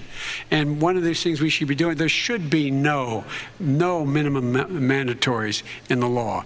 That's why I'm offering $20 billion to states to change their state laws to eliminate minimum mandatories and set up drug courts. No one should be going to jail because they have a drug problem. They should be going to rehabilitation, not to jail. We should fundamentally change the system, and that's what I'm going to do. But why didn't he do it 4 years ago? Why didn't you do that 4 years ago, even less than that? Why didn't you do it? You were vice president. You keep talking about all these things you're going to do, and you're going to do this. But you were there just a short time ago, and you guys did nothing. We did. You know, Joe, I ran because of you. I ran because of Barack Obama, because you did a poor job. If I thought you did a good job, I would have never run. I would have never run. I ran because of you. I'm looking at you now. You're a politician. I ran because of you. All right, Vice President Biden, your response to that, and then I do have some questions for both of you. Well, I tell you what, I hope he does look at me, because what's happening here is, you know who I am. You know who he is. You know his character. You know my character. You know our reputations for honor and telling the truth. I am anxious to have this race. I am anxious to see this take place. The character of the country is on the ballot. Our character is on the ballot. Look at us closely. Let me ask some follow-up. Please respond, and then we're going to have follow-up questions. If this stuff is true about Russia, Ukraine, China, other countries, Iraq, if this is true, then he's a corrupt politician. Right. So don't give me the stuff about how you're this innocent baby. Joe, they're calling you a corrupt politician. Nobody. President Trump, I want to Nobody's telling me that. We're talking about race from hell. President Trump, we're talking about race right now, and I do want to stay on the issue of race. President Trump, I have to respond to that. Please, because look, very quickly. There are 50 former national intelligence folks who said that what he's accusing me of is a Russian plant. They have said that this has all the 5 former heads of the CIA. A lot of former. Say what he's saying is a bunch of garbage. Nobody believes it except his and his good friend Rudy Giuliani. You mean the laptop is now another Russia hoax? That's exactly what. Is this where you're going? This is where he's going. The laptop is Russia. I want to stay on the issue of race. You have to be kidding. Here we go again with Russia. We're going to continue on the issue of race. Mr. President, you've described the Black Lives Matter movement as a symbol of hate. You've shared a video of a man chanting white power to millions of your supporters. You've said that black professional athletes exercising their First Amendment rights should be fired. What do you say to Americans who say that kind of language from a president is contributing to a climate of hate and racial strife? Well, you have to understand, the first time I ever heard of Black Lives Matter, they were chanting pigs in a blanket, talking about police. Pigs, talking about our police. Pigs in a blanket, fry them like bacon. I said, that's a horrible thing. And they were marching down the street. And that was my first glimpse of Black Lives Matter. I thought it was a terrible thing.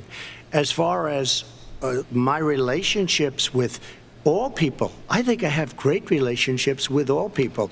I am the least racist person in this room. Well, what do you say to Americans who are concerned by that rhetoric? I don't know. by I mean, I the don't know videos? what to say. I got criminal justice reform done and prison reform and opportunity zones. I took care of black colleges and universities. I don't know what to say. They can say anything. I mean, they can say anything. It makes me sad because I am the least racist person. I can't even see the audience because it's so dark, but I don't care who's in the audience. I'm the least racist person in this room. Okay, Vice President Biden, let me ask you very quickly, and then I have a follow-up question for you. Abraham Lincoln here is one of the most racist presidents we've had in modern history. He pours fuel on every single racist fire. More metaphors, huh? Every single one. Started off his campaign coming down the escalator saying he's going to get rid of those Mexican rapists. He's banned Muslims because they're Muslims. Nope. He has moved around and made everything worse across the board. He says about the poor boys. Last time we were on stage here, he said, I told them to stand down and stand ready. Come on. This guy is a dog whistle about as big as a foghorn. President Trump, I'm going to give you 10 seconds to respond, and then I have a follow-up. He made a reference to Abraham Lincoln. Where did that come in? I mean, You said where you're did that- Abraham Lincoln. No, where did that? No. You said- I said not since Abraham Lincoln has anybody done what I've done for the black community. And I'm saying- I didn't say I'm Abraham Lincoln. I said not since Abraham Lincoln has anybody done what I've done for the black community. Now, you have done nothing other than the crime bill, which put Oh, God. tens of thousands of black men, mostly And Kamala in jail. California. All right, And you know what? let me They ask remember Vice it President because if you Biden look a at what's question. happening with the voting right now, Let me ask they Vice remember President that Biden you treated them about- very, very badly. Just the- take a look at what's happening out there. Ice Vice Cube. President Biden, Bring up let me Ice give you a Cube. chance to respond within this context. Crime bills that you supported in the 80s and 90s contributed to the incarceration of tens of thousands of young black men who had small amounts of drugs in their possession. They are sons, they are brothers, they're fathers, Kristen they're Walker uncles, kinda rules. whose families are still to this day, some of them suffering the consequences. So speak to those families. Why should they vote for you? One of the things is that in the 80s, we passed 100%, all 100 senators voted for it, a bill on drugs and how to deal with drugs. It was a mistake. I've been trying to change the sense, and particularly the portion on cocaine. That's why I've been arguing that, in fact, bro. we should not my favorite. send anyone to jail for More like a Brocaine. pure drug offense. They should be going into treatment across the board. That's what we should be spending money on. That's why I set up drug courts, which were never funded by our Republican friends. They should not be going to jail for a drug or an alcohol problem. They should be going into treatment. That's What what if we've they're been trying selling to all do. kinds of That's heroin what to I'm going people? to get done, because I think maybe the American people have now seen that, in fact, it was a mistake to pass those laws relating to drug. But they were not in the crime bill. But Okay, why so- didn't he get it done? See, it's all talk, no action with these politicians. Why didn't he get it done? That's what I'm going to do when I become president. You were vice president along with Obama as your president, your leader, for 8 years. Why didn't you get it done? You had 8 years to get it done. Now you're saying you're going to get it done because you're all talk and no action, Jim. We got Whoa, a lot of catch it the done. buzz, We released feel the 38 sting. We got Thank you, 38,000 Chugga. prisoners left from You got nothing done. 38,000 prisoners were released from federal prison. There were over 1,000 people who were given clemency. In fact, we're the ones that put in the legislation saying we could look at pattern and practice of police departments and what they were doing, how they were conducting themselves. I could go on, but we began the process. We lost an election. That's why I'm running to win back that election and change his terrible policy. 47-year And then we're process. I gonna just move asked on one to climate question. change. Why didn't you do it in the 8 years, a short time ago? Why didn't you do it? You just said, I'm going to do that, I'm going to do this. You put tens of thousands of mostly black young men in prison. Now you're saying you're going to undo that. Why didn't you get it done? You had 8 years with Obama. You know why, Because- Joe? Because you're all talk and no action. All right, Vice President Because Biden, and then we're going to move on to the next section. We had a Republican Congress. Sweet. That's the answer. Well, Okay. you got to talk them Wow. into it, Joe. Sometimes right. you got to talk them into it. We're going to move on to our next section. Like I which did is with criminal climate justice change. reform. I had Okay. to talk Democrats into it. Gentlemen, You did what we we're running already out of done. time, so we got to get on to Okay. climate change, please. You both have very different visions Climate on change. climate change. President Trump, you say that environmental regulations have hurt jobs in the energy sector.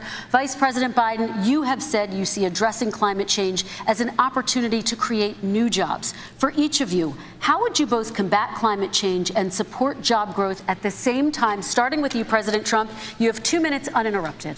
So we have the Trillion Trees program. We have so many different programs. I do love the environment, but what I want is the cleanest, crystal clear water, the cleanest air.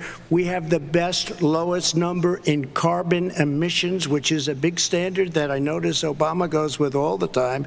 Not Joe. I haven't heard Joe use the term because I'm not sure he knows what it represents or means, but I have heard Obama use it. And we have the best carbon emission numbers that we've had in 35 years under this administration. We are working so well with industry, but here's what we can't do. Look at China, how filthy it is. Look at Russia. Look at India. It's filthy. The air is filthy. The Paris Accord, I took us out because we were going to have to spend trillions of dollars, and we were treated very unfairly. When they put us in there, they did us a great disservice. They were going to take away our businesses. I will not sacrifice tens of millions of jobs, thousands and thousands of companies because of the Paris Accord. It was so unfair. China doesn't kick in until 2030. Russia goes back to a low standard, and we kicked in right away. It would have destroyed our businesses. So, you ready? We have done an incredible job environmentally. We have the cleanest air, the cleanest Billion water, and trees. the best carbon emission standards that we've seen in many, many years. Vice President And we Biden. haven't destroyed our industries. Vice President Biden, 2 minutes to you, uninterrupted. Climate change and climate warming, the global warming, is an existential threat to humanity. We have a moral obligation to deal with it. And we're told by all the leading scientists in the world we don't have much time. We're going to pass the point of no return within the next 8 to 10 years.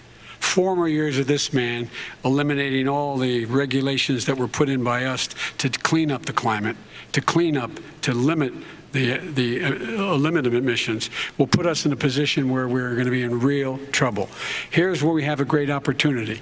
I was able to get both all the environmental organizations as well as labor, the people worried about jobs, to support my climate plan. Because what it does, it will create millions of new good-paying jobs. We're going to invest in, for example, 50,000 charging stations on our highways so that we can own the I like electric that car market of the 500,000 future. idea. In the meantime, China is doing that. We're going to be in a position where we're going to see to it that we're going to take 4 million existing buildings and 2 million existing homes and retrofit them so they don't leak as much energy, saving hundreds of millions of barrels of oil in the process and creating significant number of jobs. And by the way, the whole idea of what this is all going to do, it's going to create millions of jobs, and it's going to clean the environment. Our health and our jobs are at stake. That's what's happening. And what right now, by the way, Wall Street firms indicated that my plan will in fact create 18.6 million jobs, 7 million more than his. This is from Wall Street. And I'll create $1 trillion more in economic growth than his proposal does. Not on climate, just on the economy. President Trump, you're Today came out and said very strongly, $6,500 will be taken away from families under his plan, that his plan is an economic disaster. If you look at what he wants to do, if you look at his plan, his environmental plan, you know who developed it? AOC +3. They know nothing about the climate. I mean, she's got a good line of stuff, but she knows nothing about the climate. And they're all hopping through hoops for AOC +3. Look, their real plan costs $100 trillion. If we had the best year in the history of our country for 100 years, we would not even come close to a number like that. When he says buildings, they want to take buildings down because they want to make bigger windows into smaller windows. As far as they're concerned, if you had no window, it would be a lovely thing. This is the craziest plan that anybody has ever seen. And this wasn't done by smart people. This wasn't done by anybody. Frankly, I don't even know how it can be good politically. Right. They want to spend $100 trillion. That's their real number. He's trying to say it was 6. It's $100 trillion. They want to knock down buildings and build new buildings with little, tiny, small windows.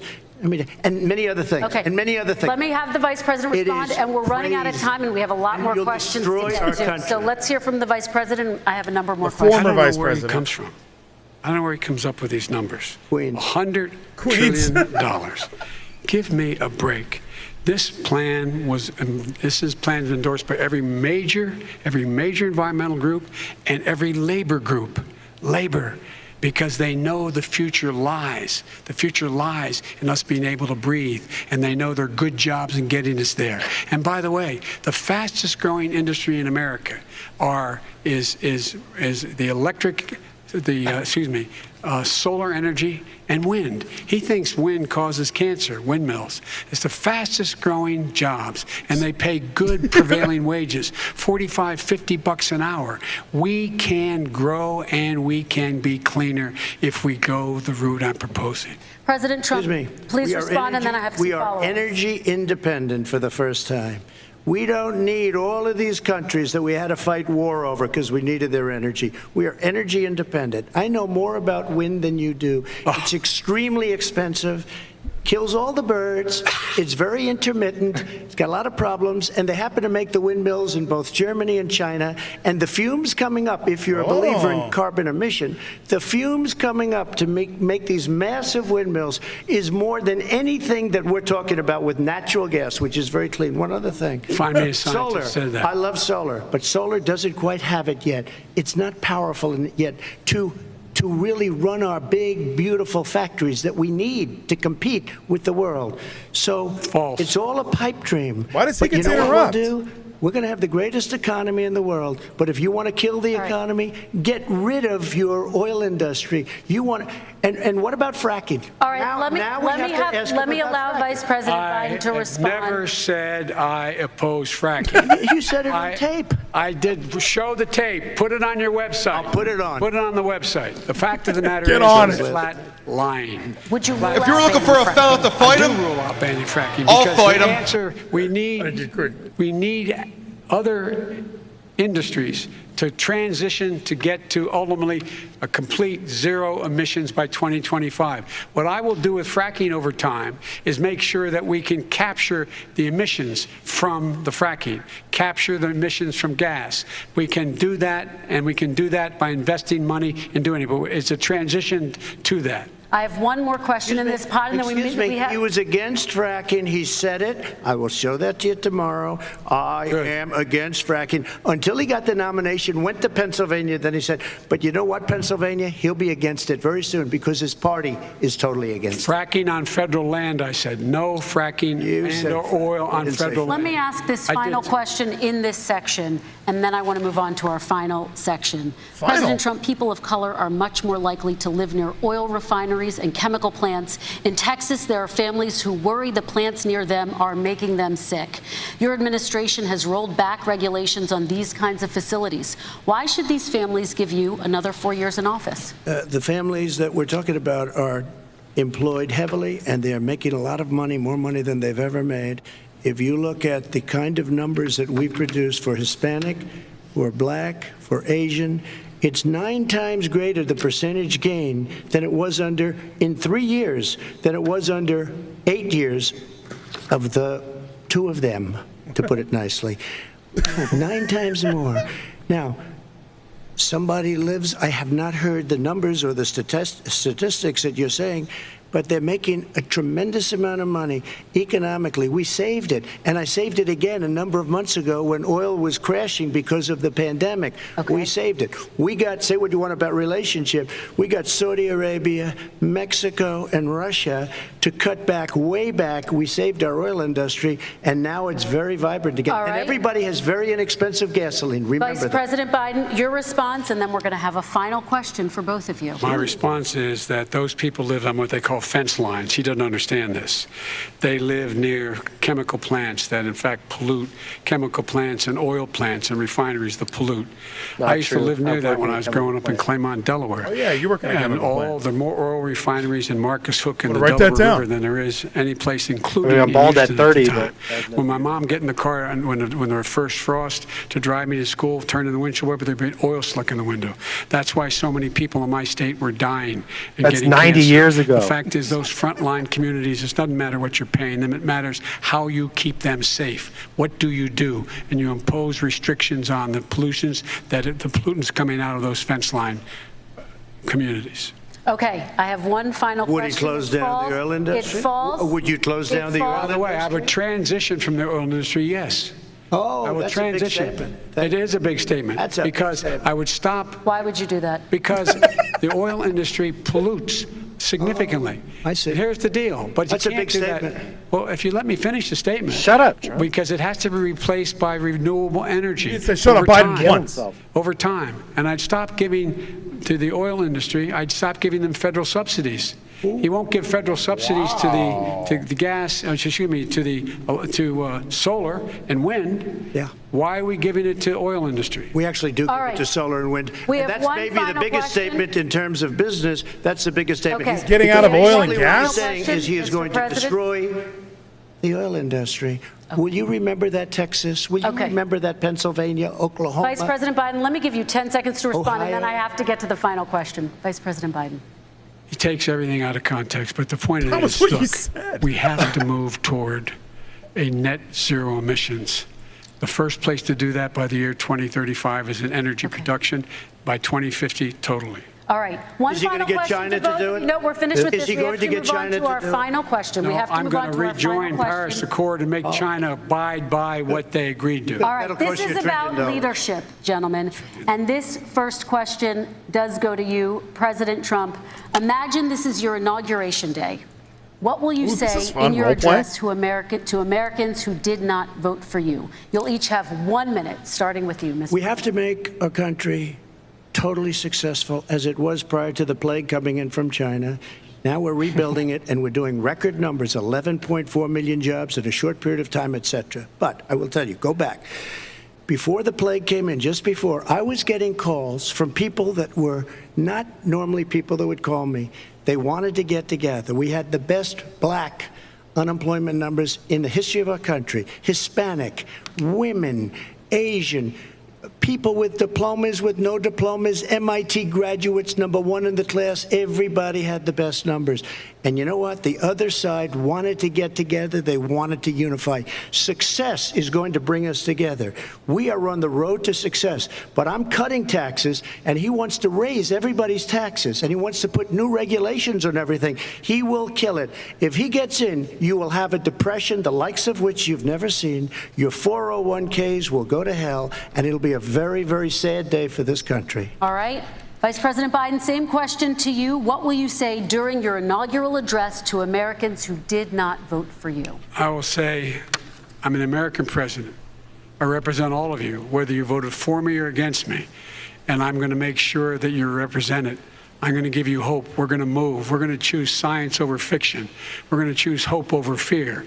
We're going to choose to move forward because we have enormous opportunities to make things better. We can grow this economy.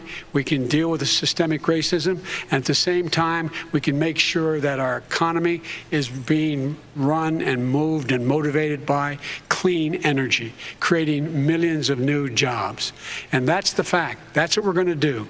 And I'm going to say, as I said at the beginning, what is on the ballot here is the character of this country: decency, honor, respect, treating people with dignity, making sure that everyone has an even chance. And I'm going to make sure you get that. You haven't been getting it the last 4 years. All right, I want to thank you both for a very robust hour and a half, a fantastic debate. Really appreciate it. President Trump, former Vice President Joe Biden, thank you to Belmont University for hosting us tonight. And most importantly, thank you to those watching tonight. Election Day is November 3rd. Don't forget to vote. Thank you, everyone, and have a great night. Thank you. Nice. Nice, bro. And an extraordinary. I don't want to hear their commentary. Remember last time? And an extraordinary piece of shit named Donald Trump is our president. Like, that's what they said last time. Oh, Melania's there. Oh, they're going up for the photo, huh? They got to do the photo. I guess I didn't see the photo. I didn't even watch the vice presidential debate. I just kind of watched the highlights. There's Dr. Jill Biden. There she is, Zach. Oh, there's the She came out of the basement. They got to wear the mask, though. Everyone's got to wear their mask. Even though when they get in the limo, they're going to rip their mask off and go, holy shit, this fucking thing. Couldn't breathe, damn it. I couldn't breathe, damn it. It was a nightmare. I wonder what Joe's saying to her. Kristen, you did a great You job. couldn't even see me smile in the picture. Yeah. What is Biden doing? I don't know. He's taking. Hey, can I smell you real quick? Got to grab his notes, doing his thing. Ultimately, I mean, I got to be honest. Pretty tame debate, right? It was not at all what we got last time. Because obviously last time was a war. They went all in, and it was a little more entertaining, as I think the last time around. But I think both of them, honestly. I mean, Joe was yelling a lot, though. Am I crazy? If we can do one critique right off the bat, I really felt like Joe Biden was really not happy with being there. I don't know. He just seemed very. He was a lot more tested. Like, you'd expect Trump to be the ultra testy one, but tonight it seemed like it was Joe Biden. That's the immediate takeaway. I made a bunch of notes. How about you? Were you jotting things down during this discussion? No, I got him mentally, man. Oh, I was fucking locked in. You had them all mentally. Yeah, you were there. You already knew what you wanted to bring up. You already had your ideas. Okay, so yeah, let's go through it. I can roll up to the top real quick. Greatness! And Quigley Johnston cheers 100 bits. Where did it go? Oh, Joe was feeling it when the amphetamines hit. Maybe that's what it was. I don't know. So he kept looking like this. I mean, he was definitely in it, man. He was definitely. Did Trump already post the fracking thing? Yeah, Trump's Twitter account has already put up the fracking video. I mean, we knew that would happen almost instantly because he did say it. Like, it is weird when politicians try and make claims like. I mean, he clearly said it, I didn't right? say that. Like, yeah, we definitely know that he said it. And, oh, man, my picture got all messed up. I'll fix that in a second here. But, yeah, he definitely said it. So I'm like, I am a little puzzled why he's so steadfast. I didn't say that. Like, I mean, it's easier to just tell the truth and say, yeah, look, I did say that. Do I regret saying this? Totally. Like, yeah, there's things. Totally. There are ways around, like, I don't know. It just seemed like. That seemed like a really, really bad idea to just like say, no, I didn't do that. And then he's like, post the clip. It's like, I love that. I wish they were on the Joe Rogan podcast, though. I really do think that would have helped because it would have been like, you know, okay, look, here's the fact. Look at this. Look at this. Look at this. I really think we would, as Americans, we would benefit from that. So from the top of my list here that I have, the number one thing on my list says, Bailey versus Sasha Banks. Now, I don't know why that's written on this Post-it note, so let's scroll down a little bit. That can't be the correct Post-it note. I do like that Trump brought... So they open with COVID, which is like... Obviously still a huge deal, but it's also like we've already talked it over to death. I thought there was so many other things that this debate needed and wanted. Ayako in the chat says Joe Rogan would show them a clip of a bear eating a deer instead. Like, yeah, he would have been there. Like, have you guys seen this fucking video? I mean, it's out there. I mean, it's for everyone to see. Like, yeah, Jamie. That's exactly. Have you guys seen this fucking video? Yeah, Jamie, pull that up for everybody, would you? I mean, just watch this shit real quick. Yeah, so that's probably what would have happened. But Biden's numbers. So, and what really does. One thing that I was trying to not yell during the entire thing, but Joe Biden's COVID plan, he says wearing the mask is going to save 150,000 people, and he's saying experts are expecting 200,000 more people to die. But I don't know where these places are where masks don't exist. Like, I feel like everywhere mandatory masks are a thing, or at least CDC regulations. Like, I work out at Anytime Fitness, and Anytime Fitness has the rule: you either need to wear your mask while you're in the gym, or you need to be 6 feet away from the nearest person. So I'm maskless if the gym is empty. If I'm bench pressing next to somebody who's using a bench, the other bench, we're both masked up. I mean, it's a pretty easy way to do that. So I think that's kind of a weird point that Biden's like 200,000 more people are going to die unless we wear masks. But we're all wearing the mask. Is there a because even these Trump rallies, they're trying to claim people aren't wearing masks. This last Trump rally, everyone's got awesome Trump mask on. So what are we talking about? Like, are we still living in that world, Zach, where like you're in Utah? Isn't everyone masked up, ready to go? Everybody is, man. We've been open longer than about anybody. I don't know. Like, we've never been fully shut down here. I mean, there was a shelter in place order, but like I kept working. We all kept working. Like, it designated as being essential was very loose here. But no, they'll fucking kick you out of the store here if you don't have a mask. Like, yeah, I walked into a Nap. You see the people all the time, just the fucking okay. Yeah, they're pretending that. I remember when the mask thing first started, I was shocked. And I remember I didn't have a mask at that time. Like, my wife would bring home like little disposable masks because she works in the dental industry. So I go to PetSmart one time and I'm like, what? It's mandatory mask, which I thought was insane. So I literally took one of her sweaters and just wrapped it around my head and just and walked in that way. And they didn't say anything. They were like, that's fine.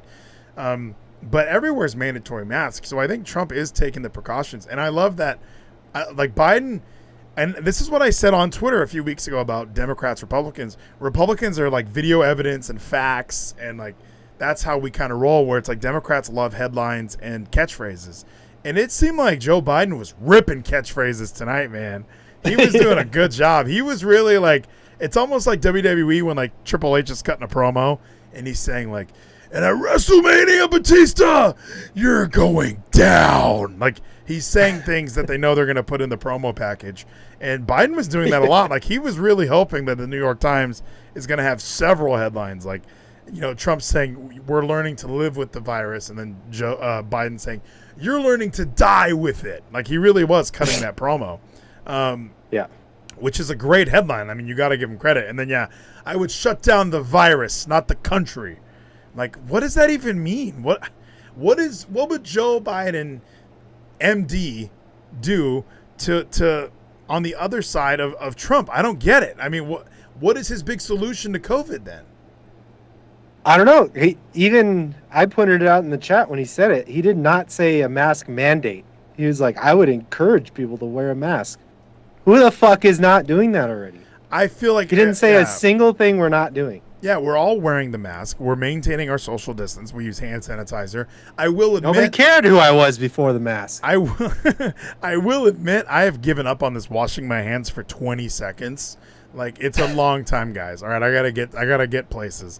And I just love that at the beginning of this, I really was like diligently, like WWE even released a thing that was like, if you do the Paul Heyman promo, that's 20 seconds. Ladies and gentlemen, my name is Paul Heyman, and I am the advocate for the reigning, defending. Like, you do that whole thing, and that's 20 seconds. And I've given up on that. Like, I'm back to the soap, water, rinse, maybe 7 or 8 seconds. I'm hoping antibacterial soap in 2020 is better than it used to be when I was in elementary school. So, I just, during that bit, I don't understand. And then Joe Biden did call Donald Trump a xenophobe for banning travel from China. I mean, the tweet is out there, it exists.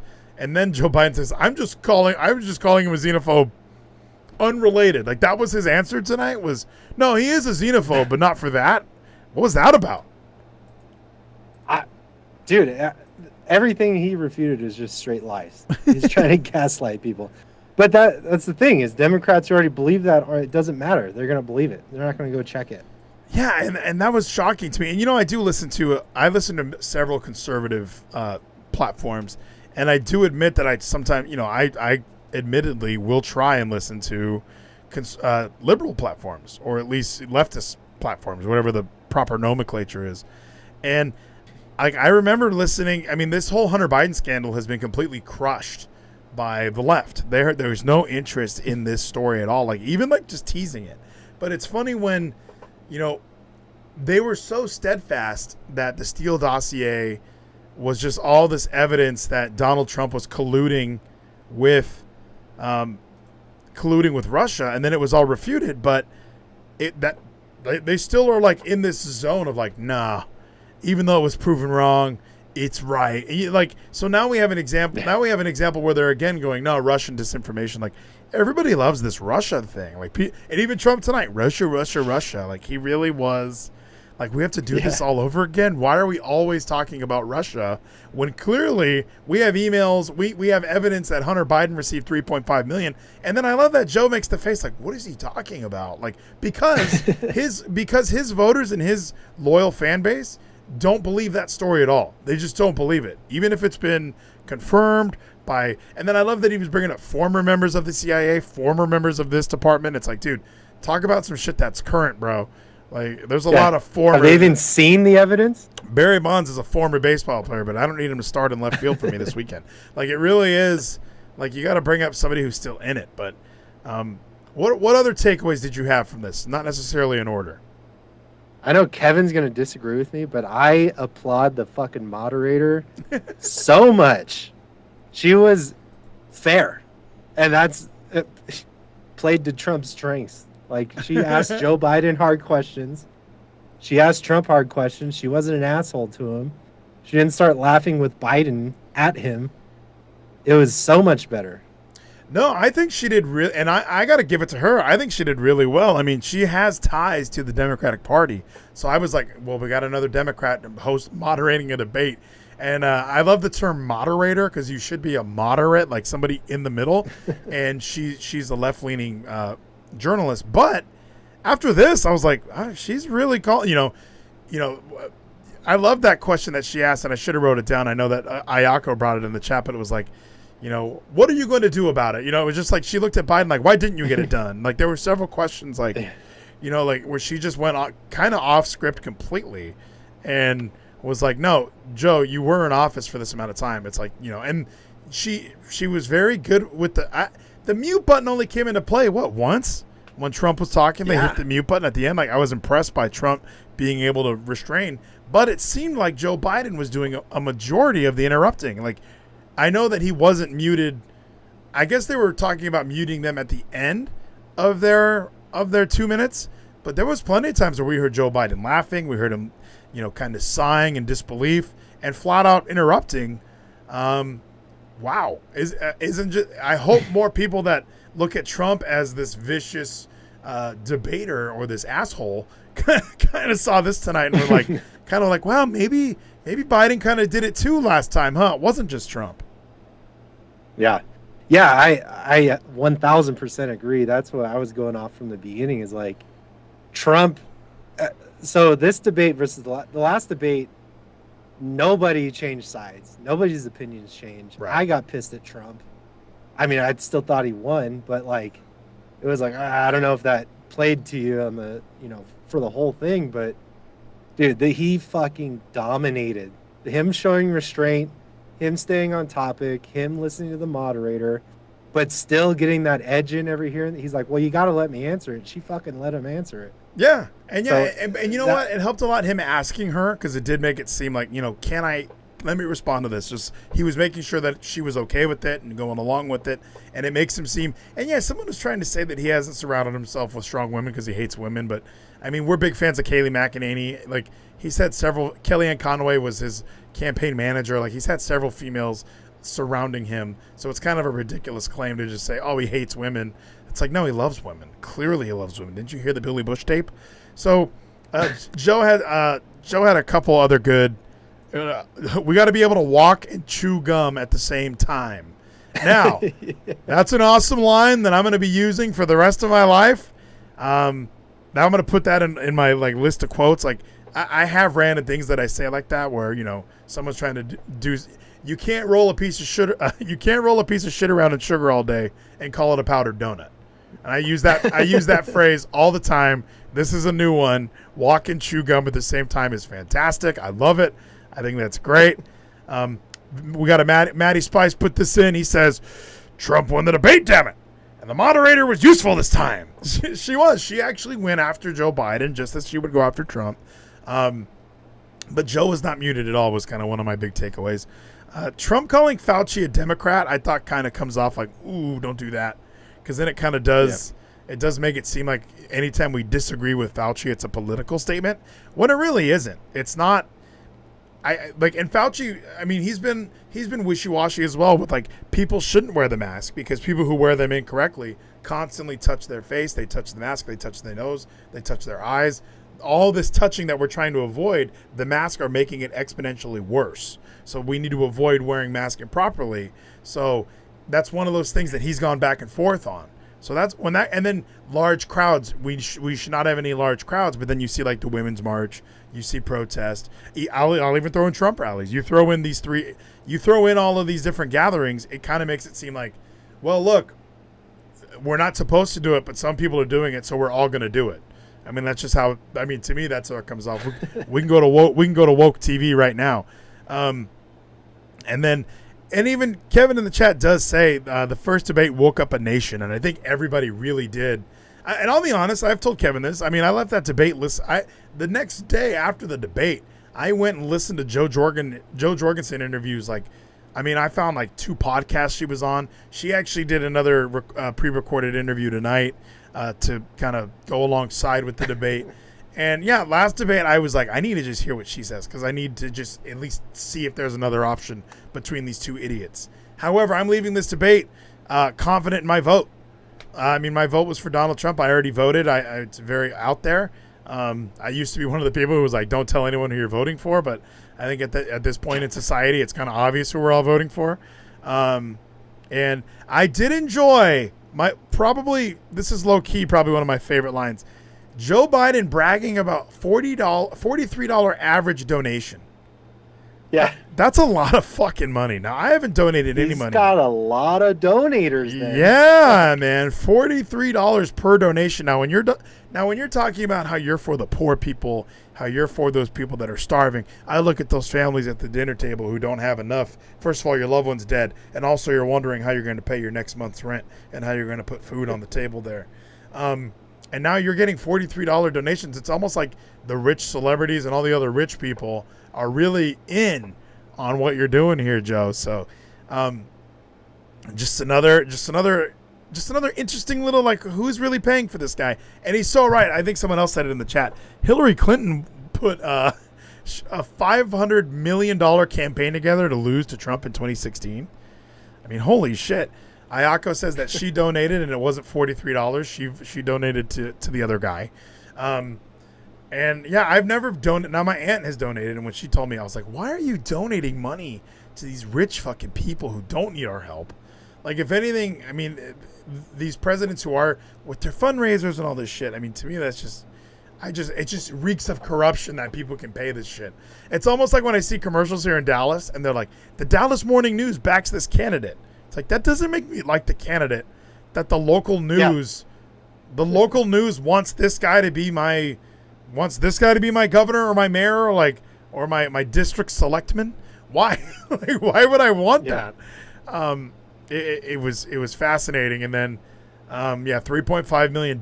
I wrote that down because I do love that Trump threw that in Joe's face. The Mueller report, I mean, that came out and it cleared Trump of all these wrongdoings. And I don't understand why we're still accusing Trump of being this xenophobic, I love Russia. And I did write this down because this did drive me nuts. Kim Jong-un. Joe Biden called Kim Jong-un a thug. Now, I know that what is he, like, ration people? Like, I mean, he is obviously a dictator and he's evil. But guess what? He's in power. So what do you want Trump to do? You want Trump to be like, no, fuck you. You're building bombs. Well, we got bombs too, and we're sending them over. And that's how wars start.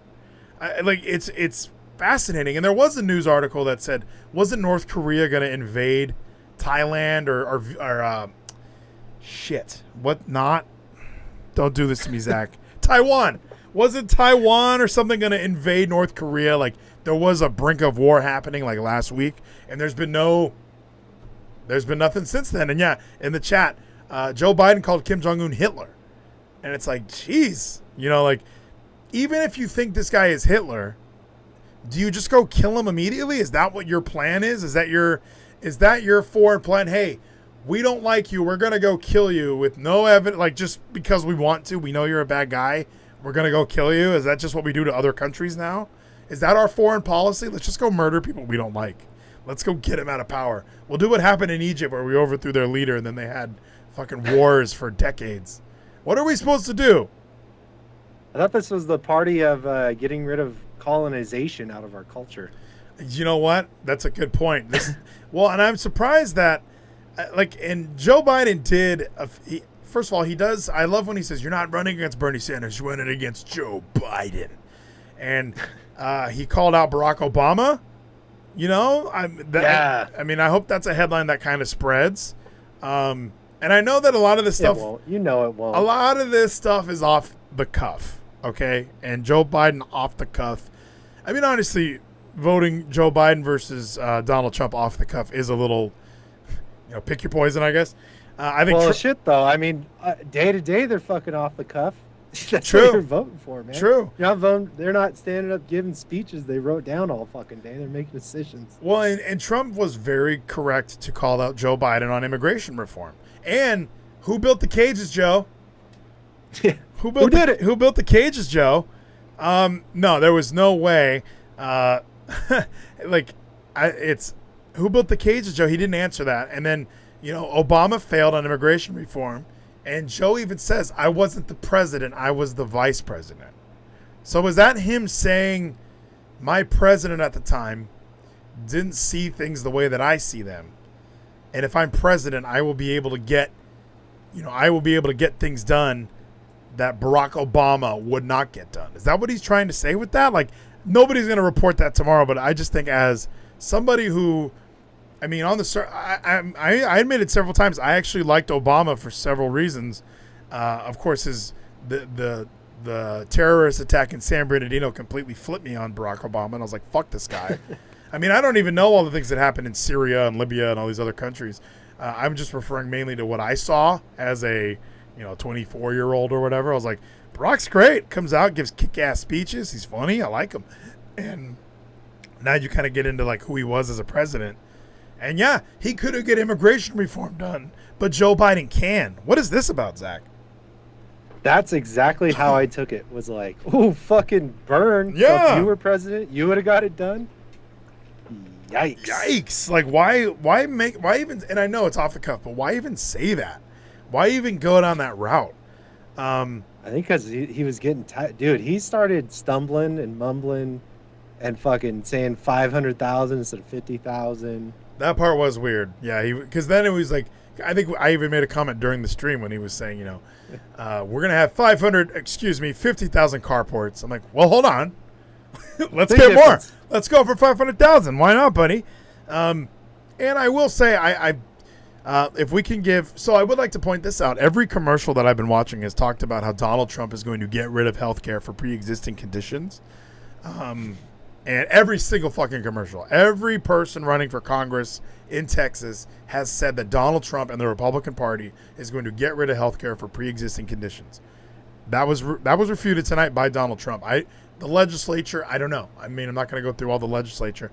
I am a private healthcare person. And yeah, Ayako even said it in the chat. Several companies dropped providing healthcare plans because they were like, oh, there's going to be a socialized one. Let's just have the government pay for it. We don't need to worry about it. So private medicine would fall by the wayside with this new Biden care. And I love that, by the way. He was in office for 8 years under Obama, and they had Obamacare.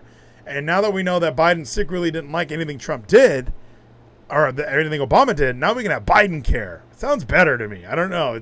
It's got a bit of a white supremacist tinge to it that I don't like, but everything else about it, the public option as far as I have my own private, I'm going to stick with that. He wants to create a competition between federal and private sector, which, I mean, I just don't see. Well, did you notice he said that the public option would be available to people who fucking qualify for Medicare. Who don't qualify for Medicare, yeah. So you're just adding another option. I don't get why? Well, one, anytime the government pays for something, they're gonna fucking jack up the price. Well, when you get a government absolutely. contract, you don't give them a deal. You fucking rape them because it's the government. Yeah, and the government has, and we've all seen War Dogs. We know these government contracts work, and no, it's a good point where it's like, and in the chat, there's so many fucking things that we can rip apart as far as why one's a conservative and why one's a Democrat. $15 minimum wage. Even if Trump was saying we need it, I've been like, Trump, fuck you. We don't need Trump that. had the best comeback for that. It should be states. $15 in New York is different than $15 in Alabama. Same as it is here in Dallas. Now, I will say this. In these states that already have these $15 minimum wages, that's where the cost of living is higher. But when you're looking at small businesses, where I worked at a small business in California, and I always do this. I always fucking say this. It's like, I am a business owner, and I make 2 coins a month. Here's my 2 bottle caps. These would be the coins. All right, I have 2 coins to pay my employees. Minimum wage is 1 coin, so I can have 2 employees because I have 2 coins. But now they raise the minimum wage to 2 coins per person. So now I can only have 1 employee because they're going to take both my coins. It's simple mathematics. It's not complicated, but everybody acts like bringing the minimum wage up is better for everybody. No, it's better for a few who actually get those jobs. Small businesses aren't able to. So when Joe Biden says, that's not true that businesses don't go under.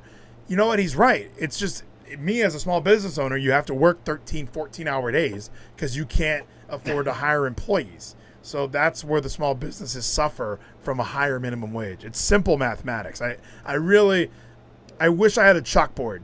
I really do. Next week, PowerPoint. We're just having PowerPoints the entire time. Because, there's other ways for the solution, but the solutions are either charge for your stuff so you can make more money to pay more people. So then the minimum wage is worth less. So it's either way. And Bongino this week talked about even raising like the corporate tax. Corporations are still fucking people. They're business owners, they're stockholders, they're your 401k, they're the employees. So taxing corporations at the end of the day, it's still taxing fucking people. It's coming from somewhere. It's not coming from outer space. It's not coming from the environment. You're still taxing people. Yeah, and exactly, and that's why 50 Cent was pissed, because Joe Biden's tax plan is supposed to target all these wealthy people from these corporations or organizations. It's like, no, 50 Cent is a rapper, and he worked really hard to get where he is, and now you're trying to take his money away. Of course he's going to be pissed. One thing that I have been a private healthcare person, and when everyone goes, "What's Trump's healthcare plan?" I say, get a good job that offers healthcare. Like, that's his healthcare plan. And I honestly think if we were at a bar and we actually got to like the real answer, that would be his real answer. But since he's like running for office, he has to have like his fucking fake answer that he has to give during a debate, because I think that's what his answer would be. Truthfully, I really do. But I do agree with the idea that I don't think Biden said it perfectly. Healthcare is a human right. People shouldn't be afraid to pay for health expenses. There should be something there that makes them not. Now, affordable healthcare should, look at auto insurance. It's just odd that, I pay $200 a month for auto insurance. And, I was paying, $400 a month for health insurance. And yeah. I think what's upsetting to people is when I say, what's more important, your health or your car? What should cost more? And they don't want to hear that. Yeah. They don't want to hear that answer. Dude, I was just thinking the same thing. Like, yeah, it's fucking, like, if I had a heart attack right now and I had open heart surgery, it'd cost me, $100,000? And I'd probably be in debt for a very long time. But without it, I'd be fucking dead. So, yeah, like, I get it. Should a doctor make millions of dollars? I don't know. Should we cap their salary? No. But yeah, in Europe they're capped at like a couple $100,000 that paid by the state. So that's where a lot of the extra money goes. It's all for profit. But what's the other option? So if you cap them, they're like, fuck that. I'm not going to work. I'm not going to be the best doctor in the world. Yeah. I'll just see fucking patients here and there, and then I'll hit my cap, and then I'll take the rest of the month off. Yeah, that's the goal, and that's the problem with socializing it and with government controlling it. Is that's what happens. You do take away the incentive. That's why free market really works. And I agree with Kevin in the chat. that there should be more competition among the private sector. And I mean, you look at, and I think this was brought up on our good friend Crenshaw's podcast, but, or no, I think it was brought up on one of those Joe Jorgensen ones I listened to. But, you know, you go to a gas station, they list their prices. They don't have to do that. There's no law that says you have to list the price of your product. There's no law that says that. And healthcare is really good at preventing that you know, they're good at preventing knowing the cost until you get in there. I mean, you really do go see the doctor, and then when you're leaving, they're like, okay, today's visit was $50. And yeah, as a mother who's probably struggling, it's like, what the fuck? I mean, he didn't even do anything. I used to be with Kaiser. I used to be with Kaiser when I was in California, and I remember I would always need to go. So I had the throat issues, right? I had the polyp on my vocal cord, and I would have to go to Kaiser in Baldwin Park to get a referral to see a specialist in the same building. Now, if I ever wanted to go back and see that person after a few months, I had to go to, you know, back to the original doctor to get my referral. So it was like a useless step, but it cost me $15 as my copay every fucking time. So it was like they're just pocketing this extra $15 that I know I need to go see the ear, nose, and throat doctor. I know that's who I need to get to, but I need a bullshit referral to get there. So I'm paying $15 just to go pay another $15 later on. And yeah, the healthcare system is a little fucking ridiculous, but again, it's at the private sector. It's gotten to where it's needed. It's gotten where it's at. If anything, there needs to be a new healthcare company. We need one of these hospitals like on these shows on Fox that show up and they're all modernized and, you know, everything's on an iPad and you can kind of pick and choose what you want. The prices are all in front of you. I'm here for a cold, and then you go see it. You go to the clinic. Hunter, you have a good night, my friend. Thank you for watching the debate with us. He's in the chat. He's heading out. We need to record an anime hole very soon. People are clamoring for it. I had somebody say on the podcast feed, like, I was looking for anime podcasts. This was great. And then that was like a month and a half ago. So we need to do something soon. So and I haven't really been watching anime. I've been obsessed with politics, wrestling, and football. But I will get back on that train eventually. So yeah, healthcare. I think both candidates handled it well. I like that Trump says, I'm not getting rid of coverage for pre-existing health conditions, because if you ask me and my cousin, we watched the World Series last night, every fucking commercial is just, oh, healthcare this, healthcare that, Trump's getting rid of this, Beth Van Doon is getting rid of this. All of these Republicans are getting rid of this shit. So let me see what else we got on here. We had the talk. Now, this race talk was interesting. I kind of wanted to I don't know much about these opportunity zones in South Carolina that Tim Scott and Donald Trump have been working on. I did know about the HBCUs getting long-term funding from Donald Trump that they didn't get from Obama, which it is kind of interesting. They would have to go back every year to like ask for money from Obama or Biden or whoever. I'll even throw that photo op, bro. I'll throw George Bush in there. Oh yeah, it probably is just for the photo. But yeah, I do love that Trump's like, what are you coming to see me every year for? Here you go, 10 years, more money than they've ever asked for. Yeah, I think that was great. And then the Biden super predator line. Do we have this anywhere? I mean, because I've heard it. It's real. It exists. I've read it in headlines. Did Joe Biden? Oh, the Sun in the UK. Is this did they just report this now, or was this? This was reported a while ago. Debate. No, this was reported back in September. So I'm hitting play on a video in the UK, so it might take a few hours to load. Take back the streets. Gonna be censored. It doesn't matter whether or not the person that is accosting your son or daughter, or my son or daughter, my wife, your husband, my mother, your parents. It doesn't matter whether or not they were deprived as a youth. It doesn't matter or not whether or not they had no background that enabled them to become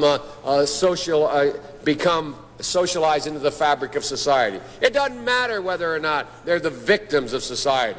The end result is they're about to knock my mother on the head with a lead pipe, shoot my sister, beat up my wife, take on my sons.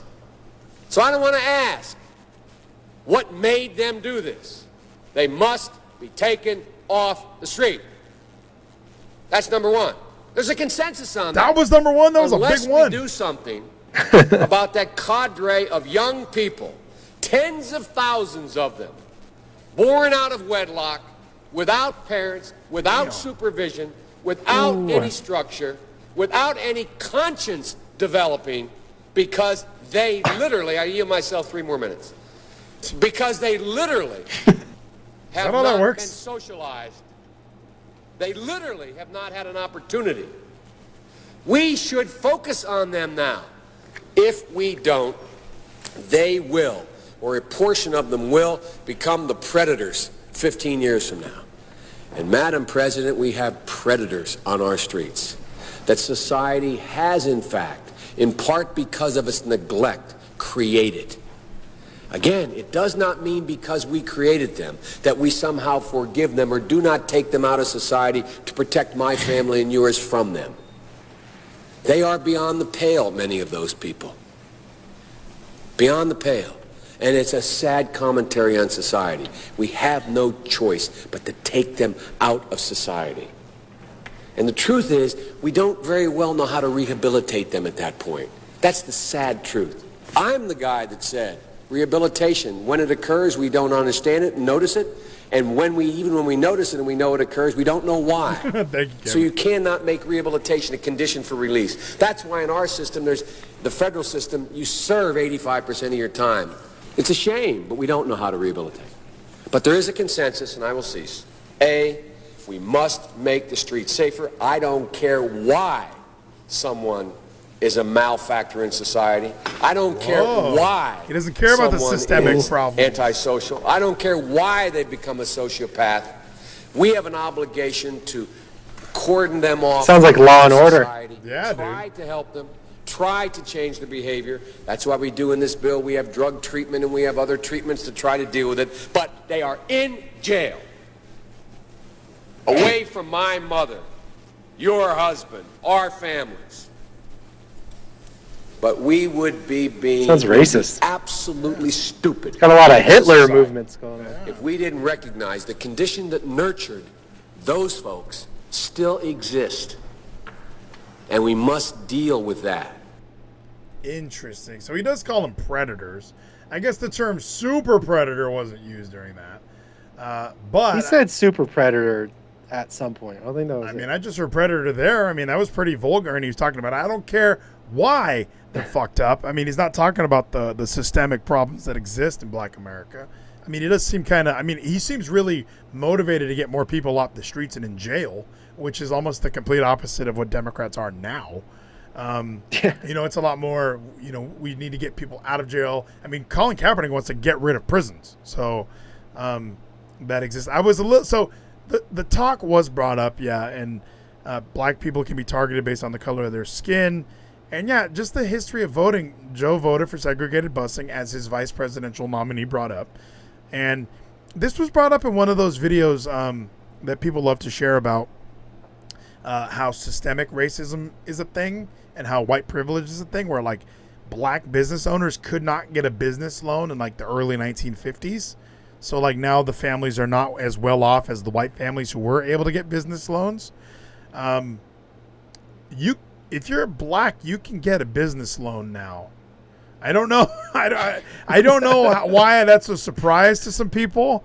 And I understand, like, if you're coming from generational poverty, it is harder to think you can get a loan. You might not have the credit to get that loan, but you can get a loan now. Like, I just thought that was interesting that that was part of the question that Kristen Welker proposed, was that, you know, this is a problem. This is currently existing. And I was sitting listening going like, wait, what? Like, you can get a loan? I mean, like, there's several small businesses that are owned by black people. Are we gonna pretend that they didn't get a business loan to start those up? A lot of people get business. I mean, I think Wells Fargo has minority-owned business loans. I know that my mother, as a Latinx woman, can I just say Latina if I'm gonna identify her as a woman immediately after I'm saying it? She was able to get a business loan. So I just thought that was interesting that was brought up. Now, I was a little upset that Ice Cube was not mentioned during the debate. I really thought that would have been like the overall grand slam for Donald Trump to say, we're working with Ice Cube on the contract with Black America. It's going to be huge. Like, I thought that would have for sure been brought up. Why do you think no mention of Ice Cube or 50 Cent tonight?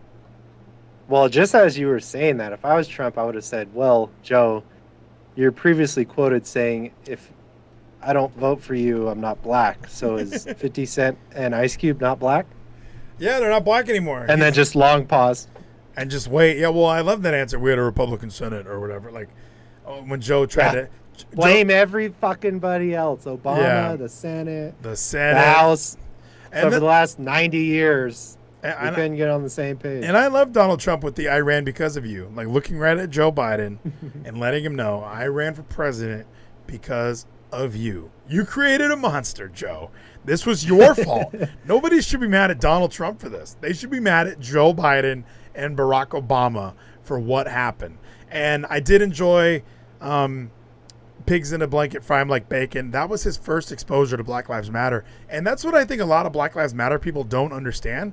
Like, the very first exposure when they were getting mainstream media, like, that was it. That was a huge thing they were doing because it was so offensive and outrageous. We It's have like, this notion that somehow if you're poor, you cannot do it.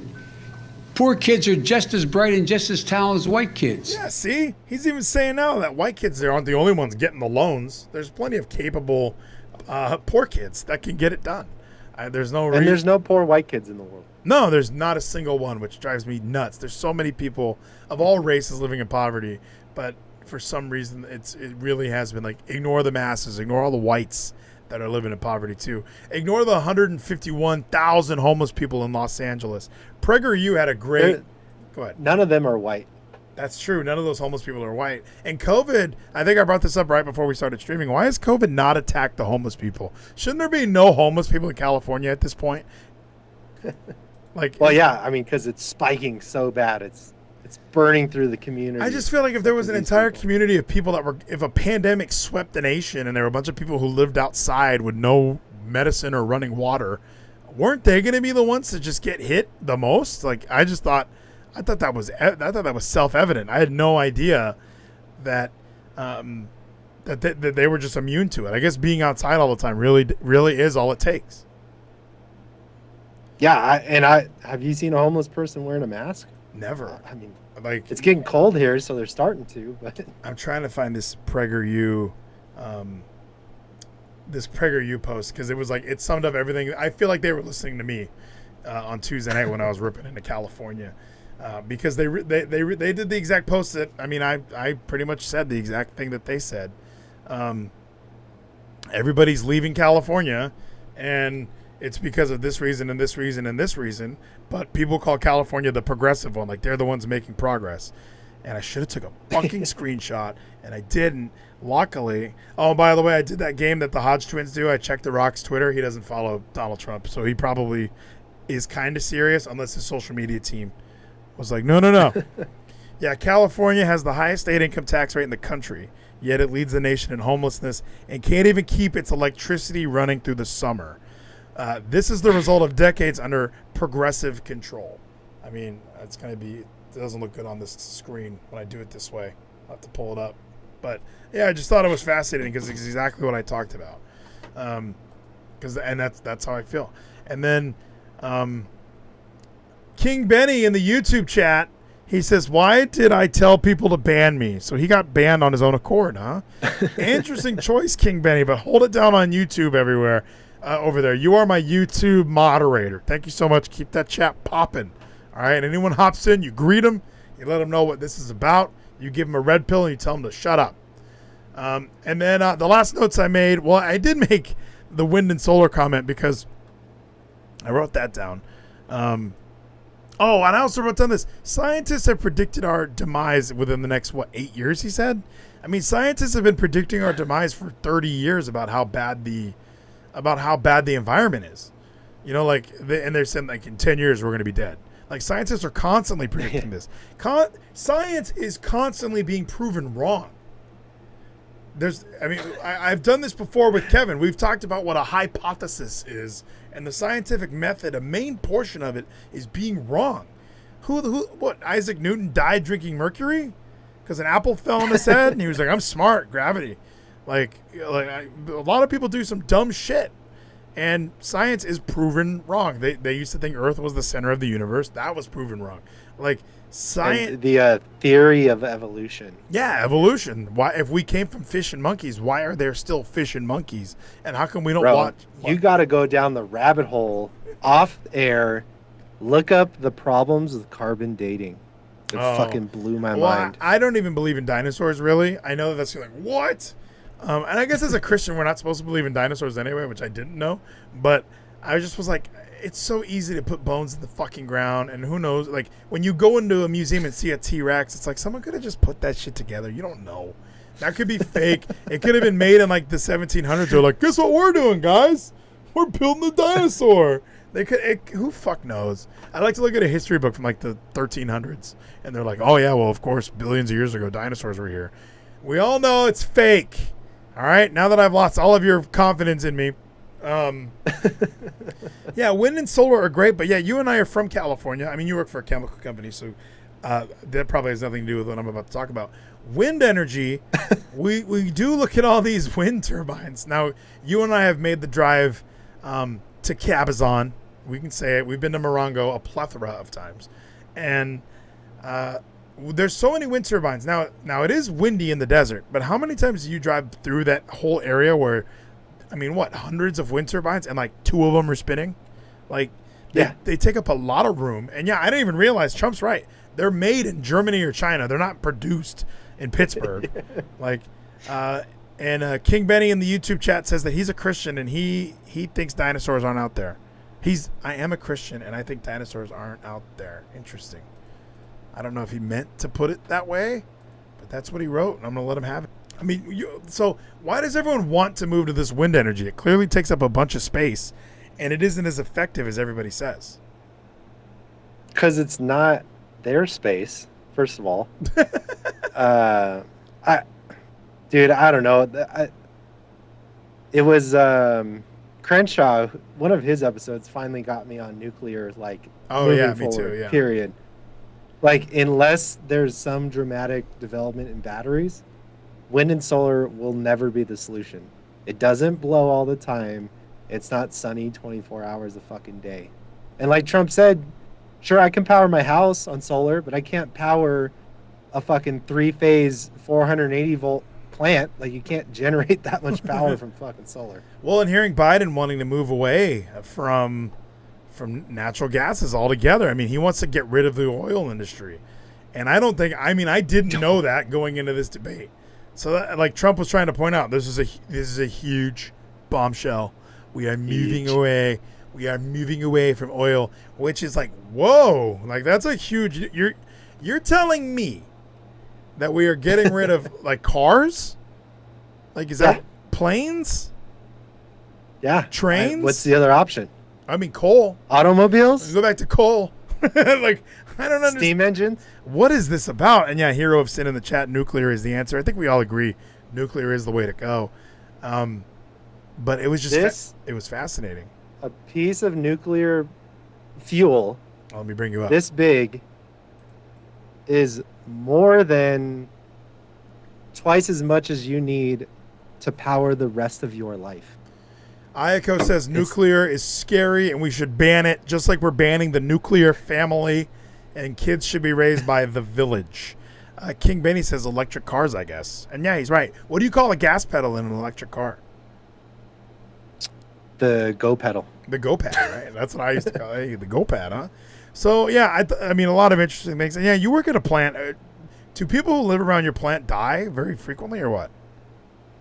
Dude, even with people saying regulations have been eased by Trump, like I took a job at a huge multinational, multi-billion-dollar company, chemical company in downtown Salt Lake that pays, I don't know how much money to clean up the chemicals that they spilt in the ground like 50 years ago.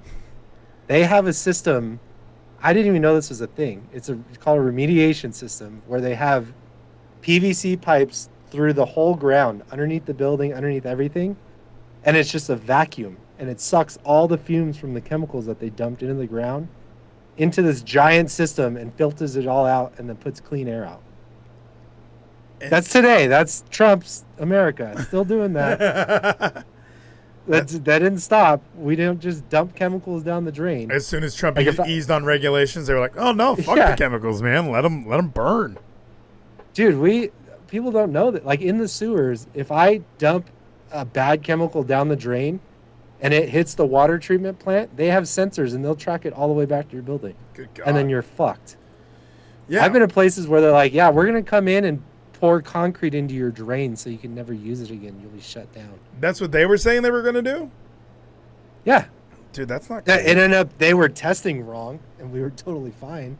Yeah. But they're like, "You've had 4 bad tests. If you don't fix it this time," we had to put in carbon filters the size of the fucking room I'm in. Bongino. They're like, we'll pour concrete in, then you're done.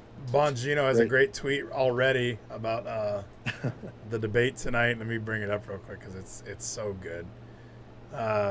Because, yeah, like I said, that is the bombshell of the evening is that, I mean, I don't think anybody, Green New Deal or not, I don't think people were expecting Joe Biden to flat out get rid of fossil fuel altogether, get rid of the oil industry. Shapiro just tweeted it too. Trump just got Biden to say he wants to end the oil industry. Wow. Yeah, that is a wow. That's a yowie moment if I've ever seen it. And yeah, this is from Bongino, the energy industry workers who voted early for Biden after seeing tonight's debate. I mean, everybody like that had to be a shock. I did not see that coming. The Simon Cowell. Yeah, the Simon Cowell face. That shit. Dude, is I see another one from Bongino an hour ago. It says, "If you're under the impression that Biden has performed well tonight, then please seek help immediately from a qualified mental health professional." Yeah. He's WWE Creative. They chimed in. "I'm the least racist man in the world. I picked Bobby Lashley. That's true. WrestleMania 23. Donald Trump could have picked any superstar. He could have picked the Samoan bulldozer Umaga, but he went with Bobby Lashley. And Bobby Lashley won, and they shaved Vince's head. It was a great moment in all of our lives." Let's see. Did he win with the Hurt Lock? No, he beat him with the spear. He didn't even do the Hurt Lock back then. The Hurt Lock is a new thing that, like, I don't know where they were like, "Hey, you know what you should do?" No, what? Full Nelson. Oh, that's a great idea. What should we call it? Sleep. The Hurt Lock. Oh, we're in the hurt business. I do the Hurt Lock. This is great. I like it. What should our theme song sound like? Should sound like the Jaws theme song mixed with the Best Friends theme song. You're a nonstop good idea machine. So, yeah, let's see. There's plenty of good tweets. Everybody's freaking out to this shit, huh?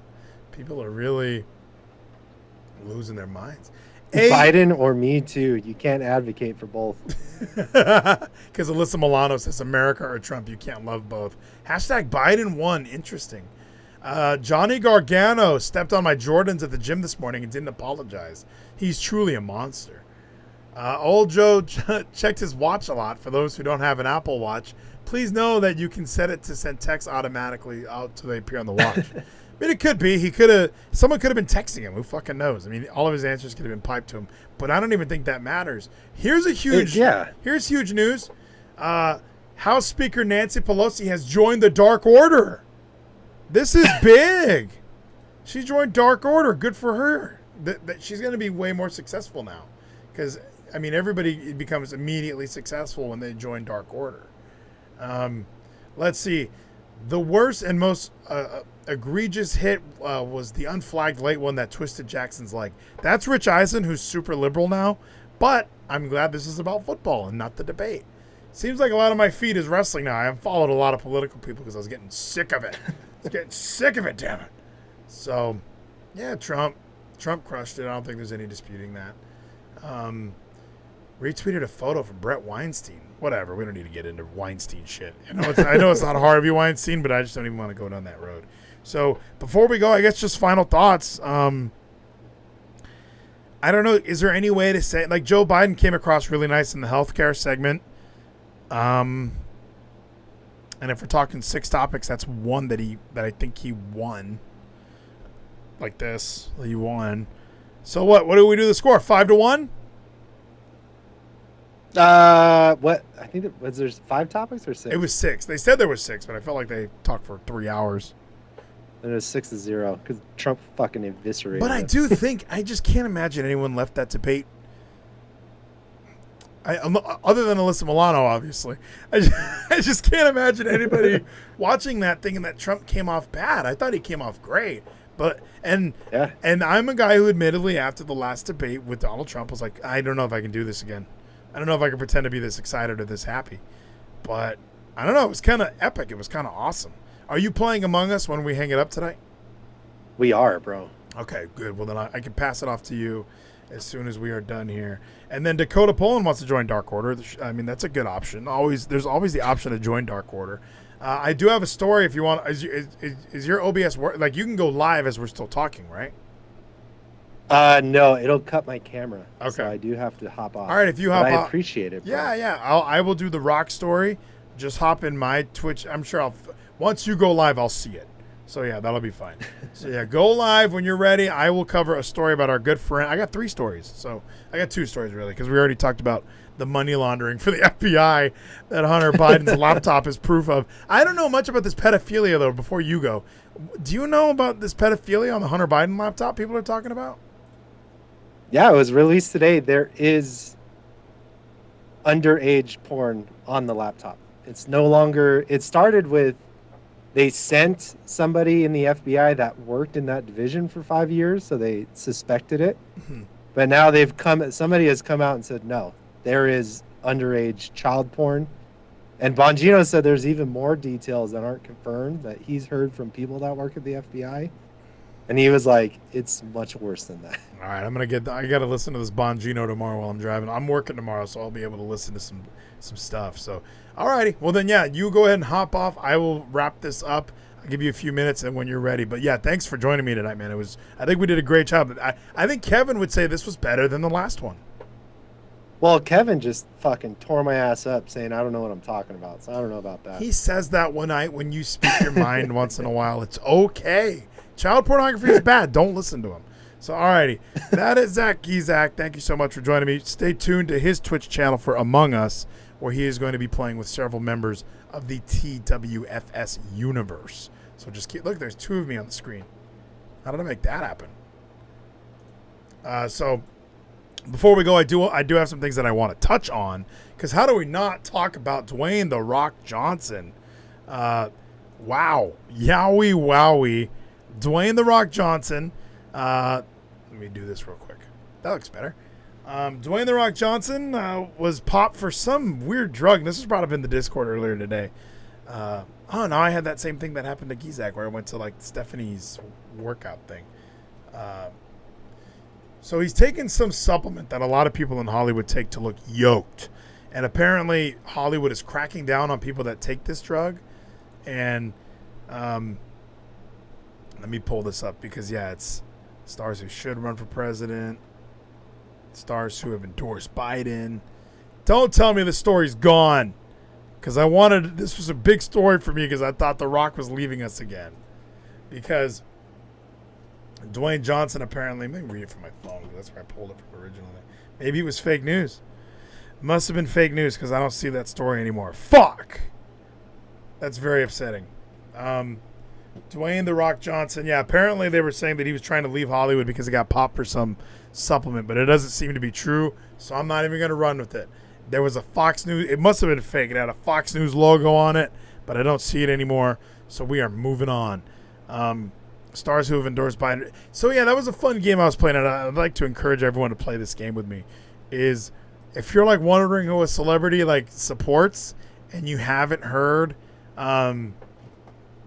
you like haven't heard the story or like who you haven't heard them like come out physically or verbally and endorse somebody, it's because they are keeping it like on the down low. But you can go and look, and I did that for a few people. I looked at, I'm not going to out anybody, but you just go to their following list and you look at who they're following, and it's fun to see. Oh, they follow real Trump. Okay, now we know.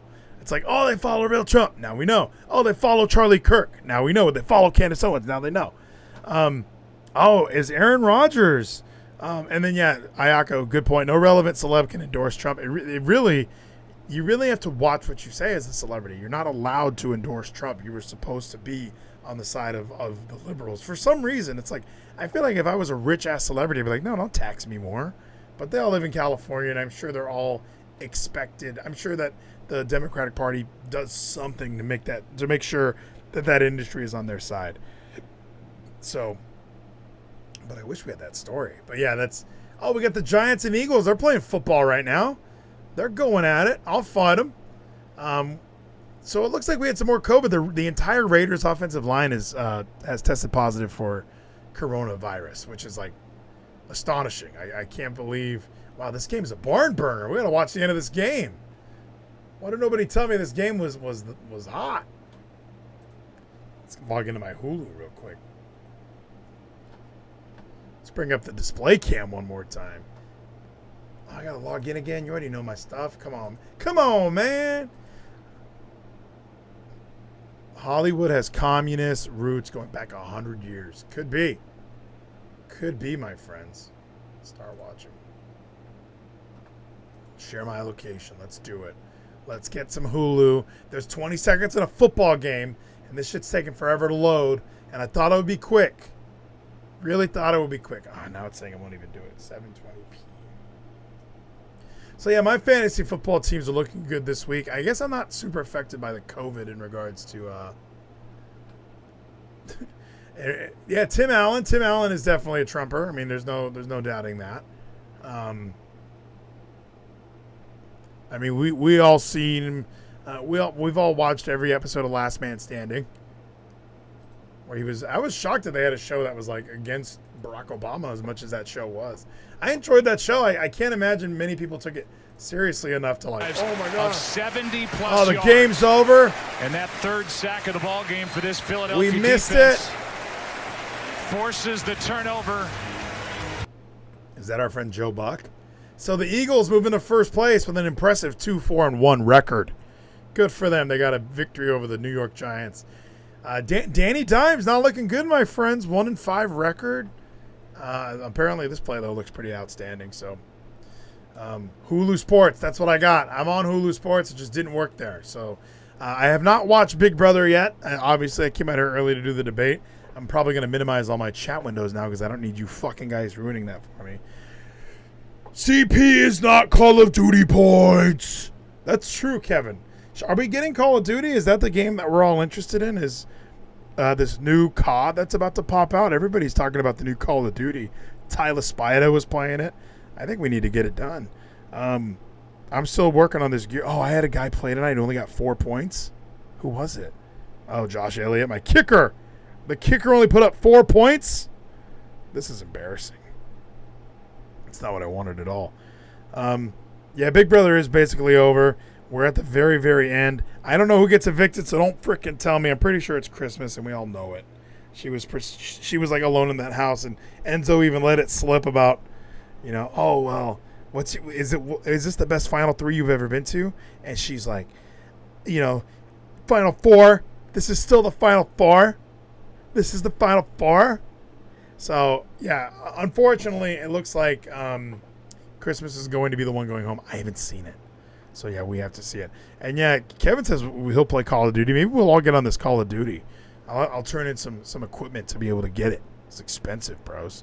So, I don't see that Geezy is live yet, or at least it hasn't notified me. Let me go check his stream real quick, make sure he's getting everything sorted away. But, I watched this debate. I just can't imagine anyone leaving it believing. I thought I followed Geezy. Why is it not popping up on my thing? I mean, even when I search it, it hides. It doesn't show that he's live. I am following it, though. Turn notifications on is what I want. I want it to notify me when he goes. Looks like he went live a minute ago, but it didn't work. So he'll be figuring that out. Yeah, everyone's playing Among Us. I've never played this game. Is this a PC-only game, or am I allowed to play this on... Am I allowed to play this game on my Xbox? I have an Xbox controller right here. I mean, we could technically fire up Gears right now and just start playing Gears of War. All right, Zach's live. We did it. Somebody's the imposter. I don't even know what that means all the way.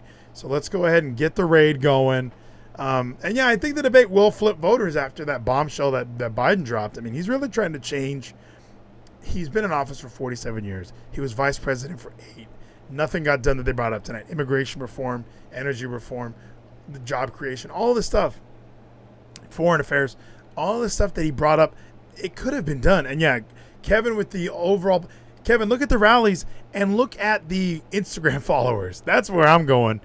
Look at those two things, and you're going to see there's a huge difference. There's a huge discrepancy as far as people that we know. We know that it is a silent majority. And the only reason I've been more vocal with my fandom for Trump is because Candace Owens. Candace Owens is a noted conservative. She's been out there in the front lines getting beat up by everybody. Everybody yells at her and blames her for everything. So I think she made the point that, look, we need to get out there. And as conservatives, we also need to spread our message. We need to make sure that our voices are heard too, and we can't just let the Democrats control Hollywood, control big tech. We just can't let them do that. So, I think tonight was a big step in, and I think tonight was a huge victory for the Republican Party, because Trump did come off a lot more conservative, a lot more moderate, and I think he had a bunch of facts. He just had facts. And he was able to, and I don't think all the deaths from COVID, I don't think that's going to hurt him the way it did in the first debate. The first debate, it really was weaponized, and he didn't have a good response to it. I think his response was a lot better tonight, and I think that Biden's response to it was a lot worse tonight. So we'll see what happens, but it's time to ride off into that glorious, glorious sunset. It's time for some Among Us. Now, you're here live with me. Sure, that's fun. That's great. Thank you so much for coming in and hanging out with me. My name is Ryan Van Vliet. Tomorrow night, twitch.tv/TWFS. Now, everyone on YouTube, this is for you as well. TWFS is not gone. It's on the screen right now. It's the third line. Wait, right here. Wednesdays on twitch.tv/TWFS is Kevin and I doing the whole fucking show. However, SmackDown's third hour lives. Make sure that you're following twitch.tv/TWFS. Get your notifications, and you'll be told when he goes live. He wants to talk about SmackDown with you. So make sure that you're there on Twitch. And I use the Quadcast to let everyone know the party is on Twitch. We can Quadcast. It's a lot of fun. But remember, the party is on Twitch. All right? My name is Ryan Van Vliet. Until the day that I'm dead, my name is Ryan Van Vliet. I mixed up the order of the way I normally say that. Zach is going live right now. We're going to go ahead and raid him. But Kevin will be back tomorrow night. I will be back on Tuesday. And then keep an eye for my subscribers on Twitch. There was a new cast from the past that was posted in the Discord. Me and Jim Scampoli, great talk. Let me know what you think. It was from 2014, I believe. And I want to do more of those. So for me to do more of those, we need subscribers. Keep the subscribers coming. I know people are subscribed for several months, and I appreciate you for all the support. So let's ride off into that sunset, and let's raid Geezy.